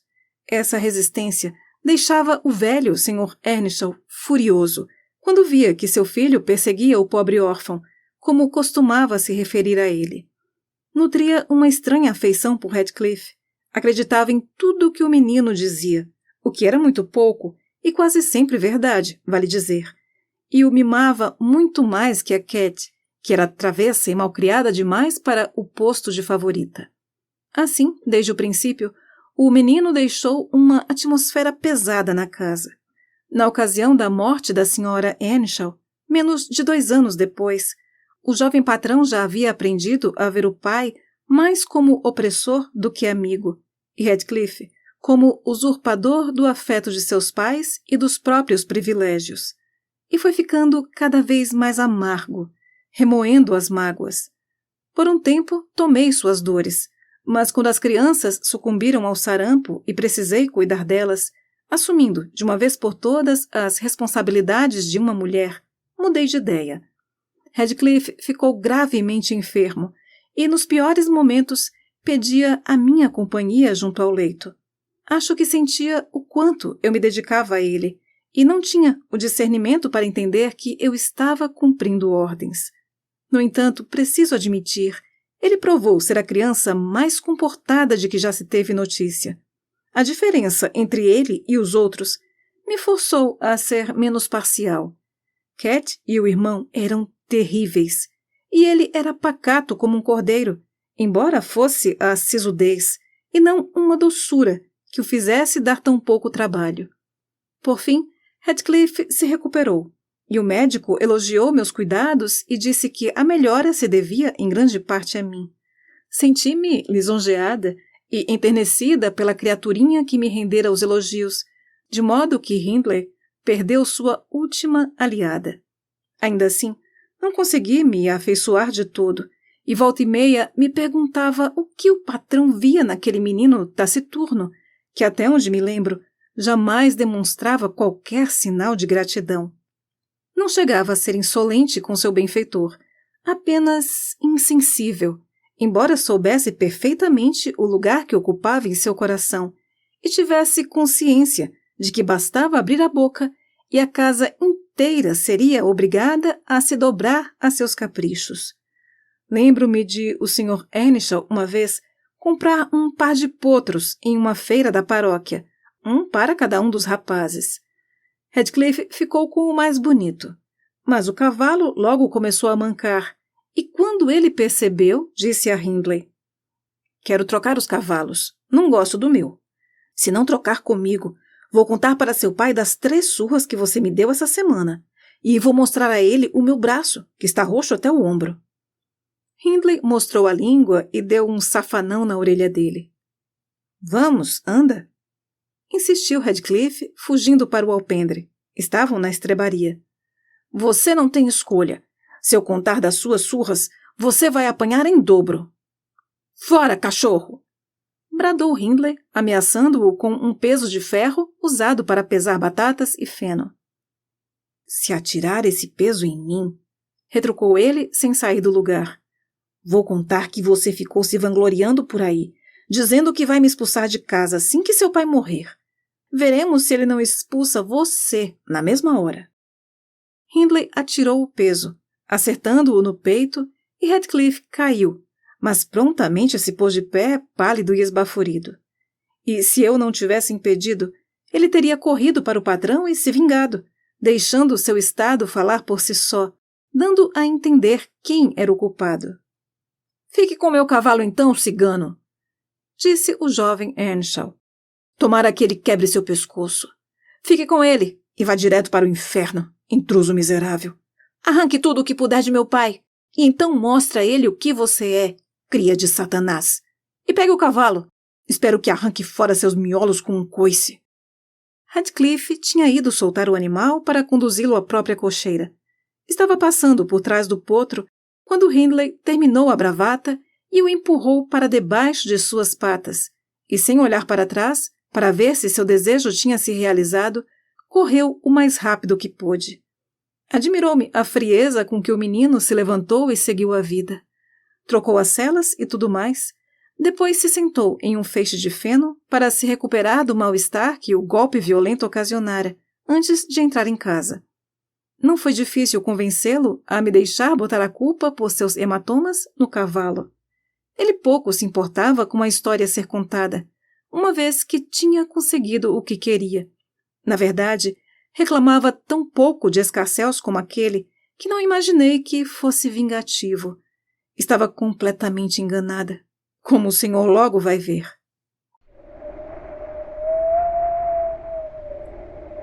Capítulo 5. Com o passar do tempo, o Sr. Earnshaw começou a dar sinais de fraqueza. Era um homem ativo e saudável, mas perdeu o vigor de repente e, confinado a um canto da lareira, foi ficando cada vez mais irritadiço. Qualquer bobagem o aborrecia e qualquer suspeita de afronta à sua autoridade quase o fazia perder as estribeiras. Era assim, sobretudo, quando alguém tentava oprimir seu favorito. Não permitia que lhe dirigissem uma única palavra atravessada e teimava em crer que, por ele gostar de Radcliffe, todos os demais o odiavam e lhe desejavam o mal. Esse zelo todo era desvantajoso para o rapaz, pois os mais piedosos entre nós buscavam poupar o patrão de chateações, de modo que fazíamos suas vontades, e esses caprichos serviam de alimento farto para o orgulho e o temperamento sombrio do menino. Ainda assim, era necessário, de certa forma. 2 ou 3 vezes, as demonstrações de escárnio por parte de Hindley, na presença do pai, despertaram a fúria do patrão. Ele chegou a pegar a bengala para bater no filho e tremeu de raiva por não conseguir fazê-lo. Por fim, o nosso pároco, tínhamos um pároco que ganhava a vida lecionando para os pequenos Linton e Earnshaw e cultivando ele próprio um pedacinho de terra, aconselhou mandar o rapaz para a universidade, e o Sr. Earnshaw concordou, ainda que com certo pesar. Hindley nunca foi ninguém. Jamais será bem-sucedido aonde quer que vá, disse. Eu esperava, do fundo do coração, que fôssemos ter paz. Era uma lástima pensar que o patrão sofria pela própria boa ação. Eu achava que os problemas de velhice e saúde decorriam das discórdias familiares, como ele mesmo dava a entender. Sabe, senhor, ele de fato estava definhando. Todavia, poderíamos ter convivido bem, se não fosse por 2 pessoas, a senhorita Cat e o criado Joseph. O senhor já o conheceu, arrisco dizer, lá no alto do morro. Ele era, e muito provavelmente ainda é, o fariseu mais moralista e enfadonho que já pôs as mãos na Bíblia, querendo acumular sozinho as dádivas, enquanto roga as pragas aos próximos. Sempre levou jeito para pregar sermões, e assim conseguiu causar uma forte impressão no Sr. Earnshaw. E quanto mais frágil ficava o patrão, mais influência ele ganhava. Não perdia a oportunidade de adverti-lo sobre questões da alma e a carência de uma educação rígida para as crianças. Encorajava-o a ver Hindley como um condenado, e noite após noite queixava-se sem parar de Radcliffe e Catherine, tomando sempre o cuidado de respeitar o ponto fraco do Sr. Earnshaw, ao atribuir quase toda a culpa à mocinha. Verdade seja dita, se algum dia existiu uma criança mais turrona que ela, desconheço. Testava a paciência de todos nós pelo menos 50 vezes por dia. Do momento em que deixava seus aposentos até a hora de ir dormir, não tínhamos 1 minuto de sossego. Andava sempre animada, não fechava a boca 1 segundo. Cantarolava, gargalhava e azucrinava quem não se juntasse a ela. Era uma peste, mas tinha os olhos mais belos, o sorriso mais doce e os pés mais ligeiros da paróquia. No fim das contas, acredito que não agia por mal, pois quando fazia alguém chorar, Raramente não ficava por perto, fazendo companhia até a pessoa se acalmar para reconfortá-la de volta. Ela gostava muito de Heathcliff. O castigo mais drástico que arrumamos para ela foi separar os dois, mas ela acabava sendo mais repreendida do que qualquer um de nós por conta dele. Adorava bancar a patroa nas brincadeiras, gesticulava e mandava nos companheiros. Fazia o mesmo comigo, mas eu não tolerava suas ordens e deixava isso claro para ela. Pois bem, o Sr. Ernshaw não entendia as brincadeiras das crianças. Era sempre severo com elas. Catherine, por exemplo, não entendia por que o pai ficava mais zangado e impaciente na doença do que na saúde. As reprimendas inflamadas dele despertaram nela um prazer perverso em tirá-lo do sério. A maior alegria de Catherine era quando ralhávamos com ela, todos ao mesmo tempo, e ela nos afrontava com seu olhar atrevido e as palavras que mantinha na ponta da língua. Ridicularizava as pragas religiosas de Joseph, me provocava e fazia justamente o que o pai mais detestava. Mostrava como sua insolência fingida, que ele julgava ser verdadeira, exercia mais poder sobre Heathcliff que o afeto do velho. Que o menino fazia o que ela queria em qualquer ocasião e o que ele pedia apenas quando lhe convinha. Depois de se comportar da pior maneira possível o dia todo, por vezes tentava uma reaproximação manhosa à noite para fazer as pazes. Não, Cat, dizia o velho. Não posso amá-la assim. Você é pior que seu irmão. Trate de fazer suas orações, filha, e peça o perdão de Deus. Sua mãe e eu ainda vamos nos arrepender de ter trazido você ao mundo. Isso a fazia chorar a princípio, mas com o tempo a bronca contínua a endureceu, e ela passou a rir quando eu dizia que devia assumir a culpa por seus erros e pedir perdão. No entanto, chegou o momento que pôs fim às aflições do Sr. Ernshaw neste mundo. Ele morreu tranquilo, em sua cadeira, certa noite de outubro, ao pé da lareira. Um vento forte soprava em torno da casa e rugia pela lareira. Soava bravio e tempestuoso, mas não estava frio, e estávamos todos na sala. Eu um pouco afastada do fogo, ocupada com o meu tricô, ao passo que Joseph lia a Bíblia junto à mesa, pois os criados costumavam se sentar à mesa depois de terminado o trabalho. A senhorita Cat estava doente, e isso a deixara mais tranquila. Estava recostada no joelho do pai, e Heathcliff deitado no chão, com a cabeça no colo dela. Lembro que, antes de cair no sono, o patrão acariciava as lindas madeixas da filha. Apreciava os raros momentos em que a via mais sossegada. — Por que você não é uma boa mocinha assim sempre, Cat? Disse. E ela virou o rosto para ele e retrucou rindo. — Por que você não é um bom homem assim sempre, pai? Mas assim que o viu zangado outra vez, beijou a mão dele e disse que cantaria para embalar seu sono. Começou a cantarolar baixinho, até que os dedos do pai se soltaram de sua mão e a cabeça dele caiu sobre o peito. Então pedi que ela ficasse quietinha, por receio de acordá-lo. Ficamos todos em silêncio absoluto por meia hora, e ficaríamos ainda mais tempo se não fosse por Joseph, que ao terminar seus versículos, levantou-se e comentou que precisava acordar o patrão para que fizesse suas orações e fosse para a cama. Aproximou-se e o chamou pelo nome, com a mão em seu ombro, mas o patrão não se mexeu. Então Joseph pegou o castiçal e o contemplou. Presumi que algo estava errado quando ele pousou a vela, tomou cada criança por um braço e sussurrou para que subissem e não dessem um pio. Podiam rezar a sós. Ele tinha outra coisa para fazer. — Vou dar boa noite para o pai antes, disse Catherine, abraçando-o antes que pudéssemos detê-la. A pobrezinha imediatamente se deu conta da perda e se pôs a berrar. — Ah, ele morreu, Heathcliff! Ele morreu! E os dois se debulharam em lágrimas, uma cena de cortar o coração. Juntei-me a eles no pranto sonoro e amargurado. Mas Joseph perguntou onde estávamos com a cabeça para urrar daquele jeito por um santo que chegava ao céu. Ordenou que eu vestisse o manto e corresse até Gimmerton para chamar o médico e o pároco. De nada serviria nenhum dos dois, imaginei, mas parti para a vila mesmo assim, debaixo de vento e chuva, e trouxe comigo o médico. O outro disse que viria na manhã seguinte. Deixei Joseph encarregado de lhe explicar a situação e corri para o quarto das crianças. A porta estava entreaberta. Vi que não tinham se deitado ainda, embora já passasse da meia-noite, mas estavam mais calmos e não precisavam do meu consolo. Aquelas pequenas almas reconfortavam uma a outra com palavras mais pertinentes do que eu seria capaz de conceber. Pároco nenhum no mundo jamais imaginou o paraíso de modo tão belo quanto elas, em sua conversa inocente, e enquanto eu soluçava e entreouvia, não pude deixar de desejar que estivéssemos todos lá, juntos e a salvo.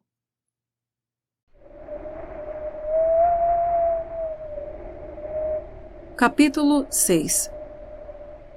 O Sr. Hindley voltou para casa na ocasião do velório e, para nosso espanto, e deixando a vizinhança empolvorosa, trouxe consigo uma esposa. Quem era ela e de onde vinha, ele jamais nos informou. Provavelmente não tinha fortuna nem nome que a precedessem. Do contrário, ele não teria mantido a união em segredo do pai. Ela não era do tipo que sozinha perturbaria a dinâmica da casa. Todo o objeto que via, desde o instante em que pusera o pé na porta, parecia encantá-la, bem como toda a circunstância que a rodeava, salvo pelos preparativos do enterro e a presença dos enlutados. Achei-a meio bobinha, a julgar por seu comportamento no evento. Correu para o quarto e me arrastou junto, embora eu ainda precisasse vestir as crianças. E ali se sentou, abalada, com as mãos entrelaçadas, e ficou me perguntando incessantemente: já foram embora? Então começou a descrever, histérica, o que sentia quando via todos de preto, e sobressaltou-se e estremeceu até que caiu em prantos. E quando perguntei o que havia de errado, respondeu-me que não sabia, mas tinha muito medo de morrer. Achei que a morte dela era tão improvável quanto a minha. Era bem mirradinha, mas jovem, viçosa e com olhos que cintilavam feitos diamantes. De fato, eu bem reparei que subir as escadas a deixava ofegante, que qualquer ruído abrupto a estarrecia e que às vezes tossia muito, mas não fazia a menor ideia de que presságio traziam aqueles sintomas, e não tive o menor ímpeto de me solidarizar. Não costumamos nos afeiçoar a forasteiros por aqui, Sr. Lockwood, a não ser que se afeiçoem a nós primeiro. O jovem Earnshaw tinha mudado bastante naqueles 3 anos fora. Estava mais magro, tinha perdido o vigor e se portava e se vestia de outro jeito, completamente diferente. No próprio dia de sua chegada, disse a mim e a Joseph que devíamos nos restringir à copa e deixar a sala para ele. Por certo, tinha planos para acarpetar e forrar com papel de parede um pequeno cômodo para usar de sala de estar, mas sua esposa estava tão maravilhada com o piso branco e a enorme lareira reluzente, com os pratos de estanho e o guarda-louça, com o canil e o amplo espaço da sala costumeira, que ele julgou desnecessário prosseguir com a mudança para deixá-la mais confortável, e desistiu da ideia.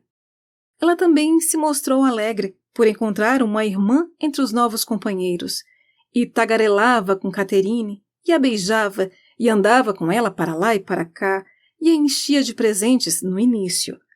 Seu afeto logo se esgotou, no entanto, e quanto mais enjoada ela se mostrava, mais tirânico ficava Hindley.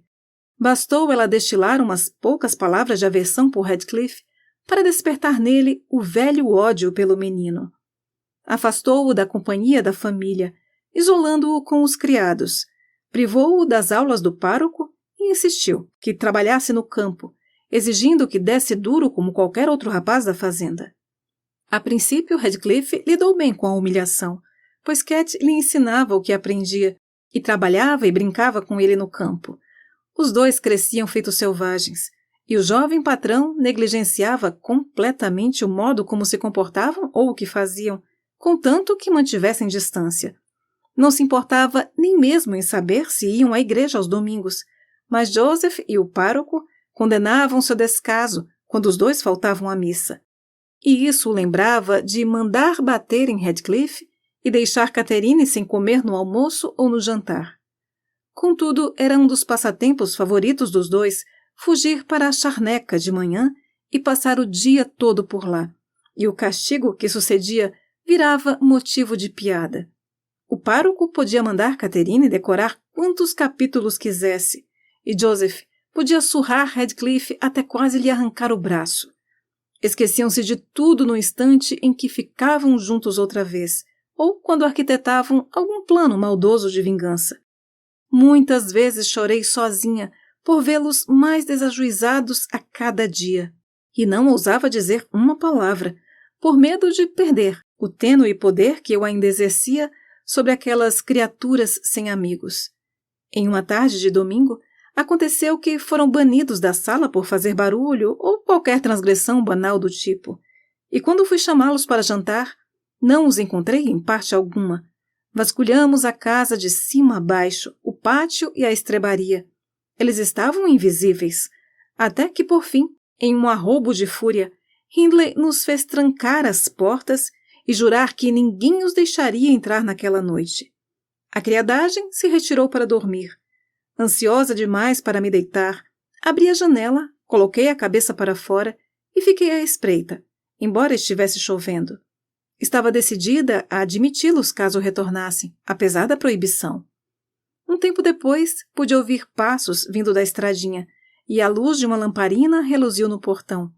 Joguei um chale no pescoço e corri para impedi-los de acordar o Sr. Earnshaw com as batidas na porta. Eis que Radcliffe vinha sozinho, o que me deixou assustada. — Onde está a senhorita Catherine? Logo perguntei. — Nenhum acidente, espero. — Na granja da Cruz dos Tordos, respondeu ele. Eu estaria por lá também se eles tivessem a decência de me convidar para ficar. — Ora, vamos ver se aprende algo então, exclamei. Você nunca sossega até ser enxotado. Mas o que deu na cabeça de vocês para saírem perambulando pela granja da Cruz dos Tordos? Só vou tirar essas roupas molhadas, então conto tudo, Nelly. Aconselhei-o a tomar cuidado para não acordar o patrão. E enquanto ele se despia e eu esperava para apagar a vela, ele continuou. Cat e eu fugimos do lavadouro para divagar por aí, em liberdade. Vimos as luzes da granja acesas e pensamos em correr até lá para ver se os Linton também passavam as noites de domingo tiritando de frio em um canto, enquanto o pai e a mãe comiam e bebiam à mesa e riam e cantavam com os olhinhos brilhando diante da lareira. Você acha que eles vivem assim?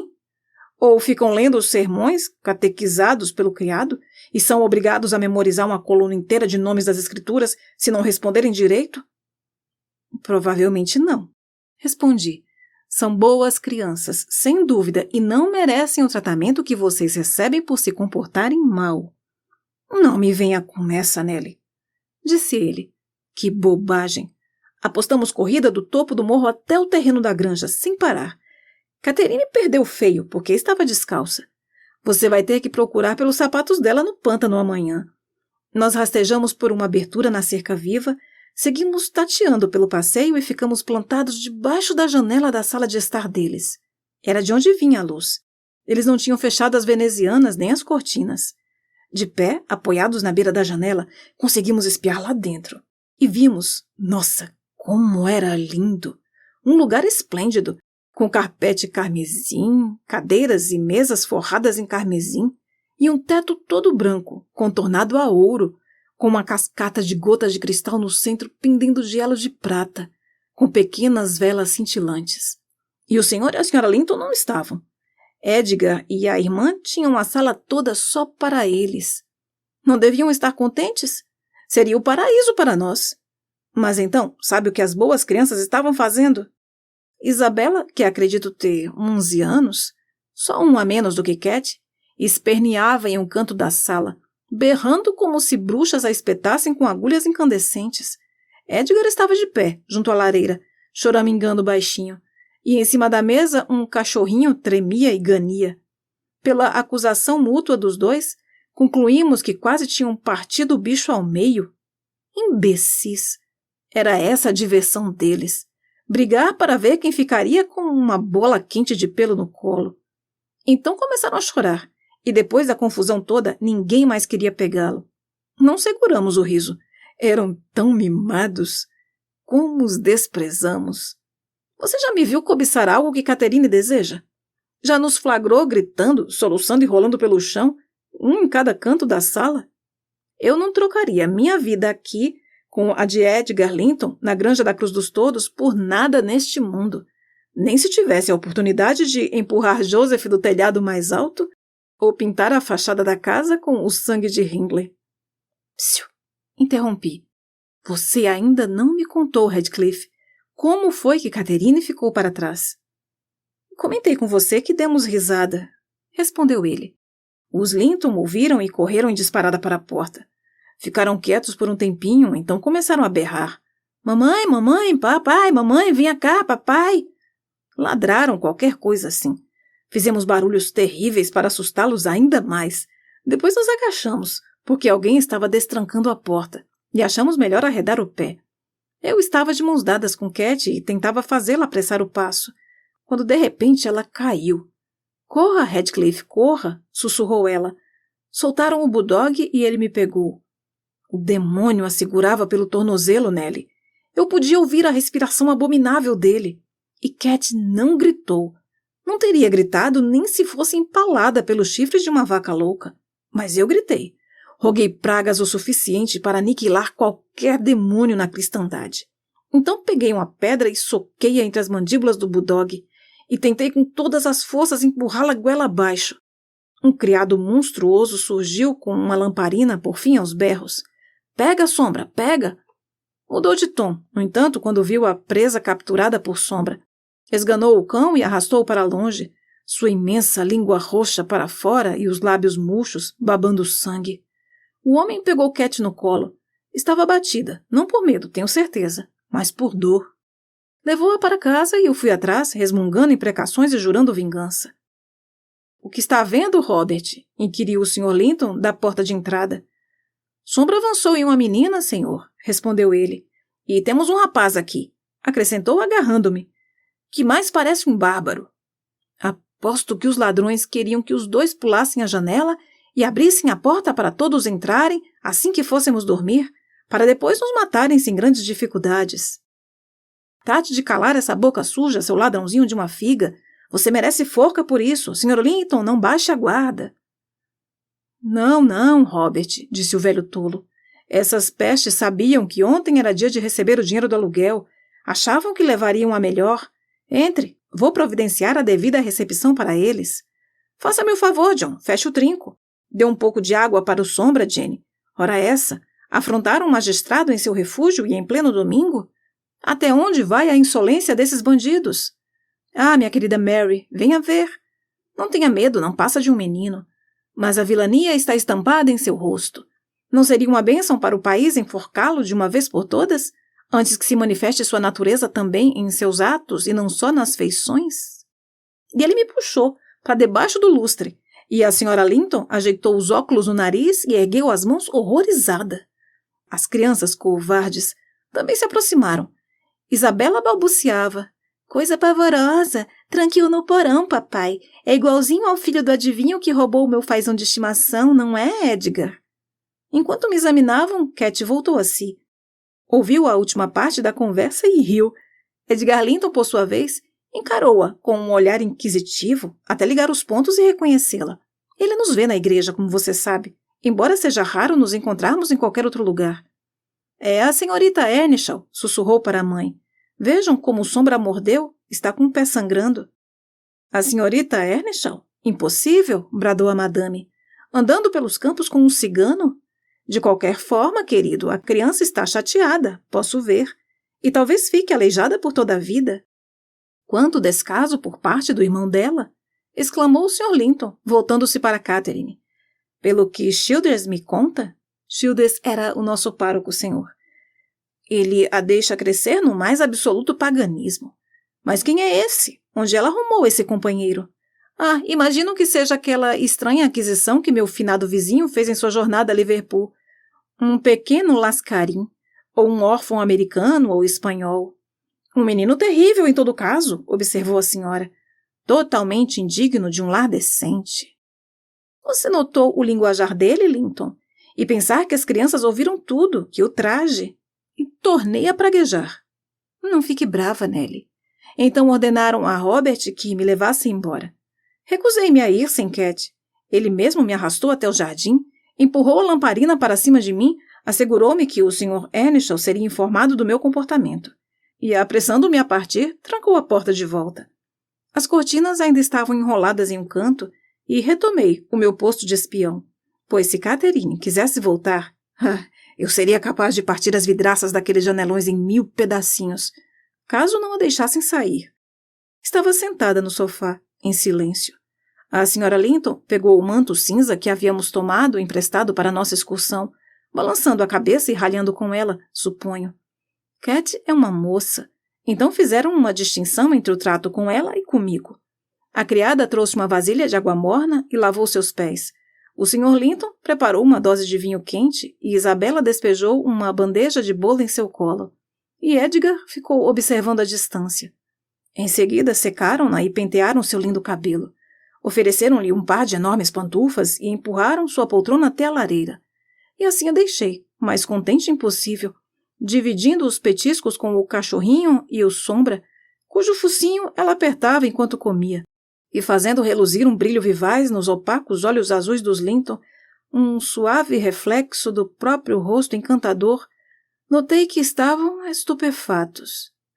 Ela é infinitamente superior a eles, a todo mundo na terra, não é, Nelly?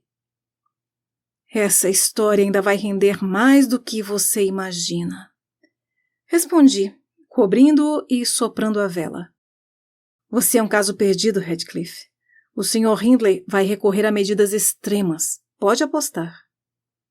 As minhas palavras se provaram mais verdadeiras do que eu gostaria. Aquela desventura deixou o Sr. Earnshaw furioso. E então, para remendar a situação, o Sr. Linton nos fez uma visita na manhã seguinte e deu um sermão tão profundo ao jovem patrão sobre os rumos que ditava a sua família, que o Sr. Hindley se viu obrigado a tomar prumo. Radcliffe não levou uma surra, mas disseram-lhe que bastaria ele dirigir uma só palavra à senhorita Catherine para o expulsarem da casa. E a senhora Earnshaw se comprometeu a manter a cunhada fechada em casa depois que ela voltasse, na base da astúcia e não da coerção, ou jamais daria conta.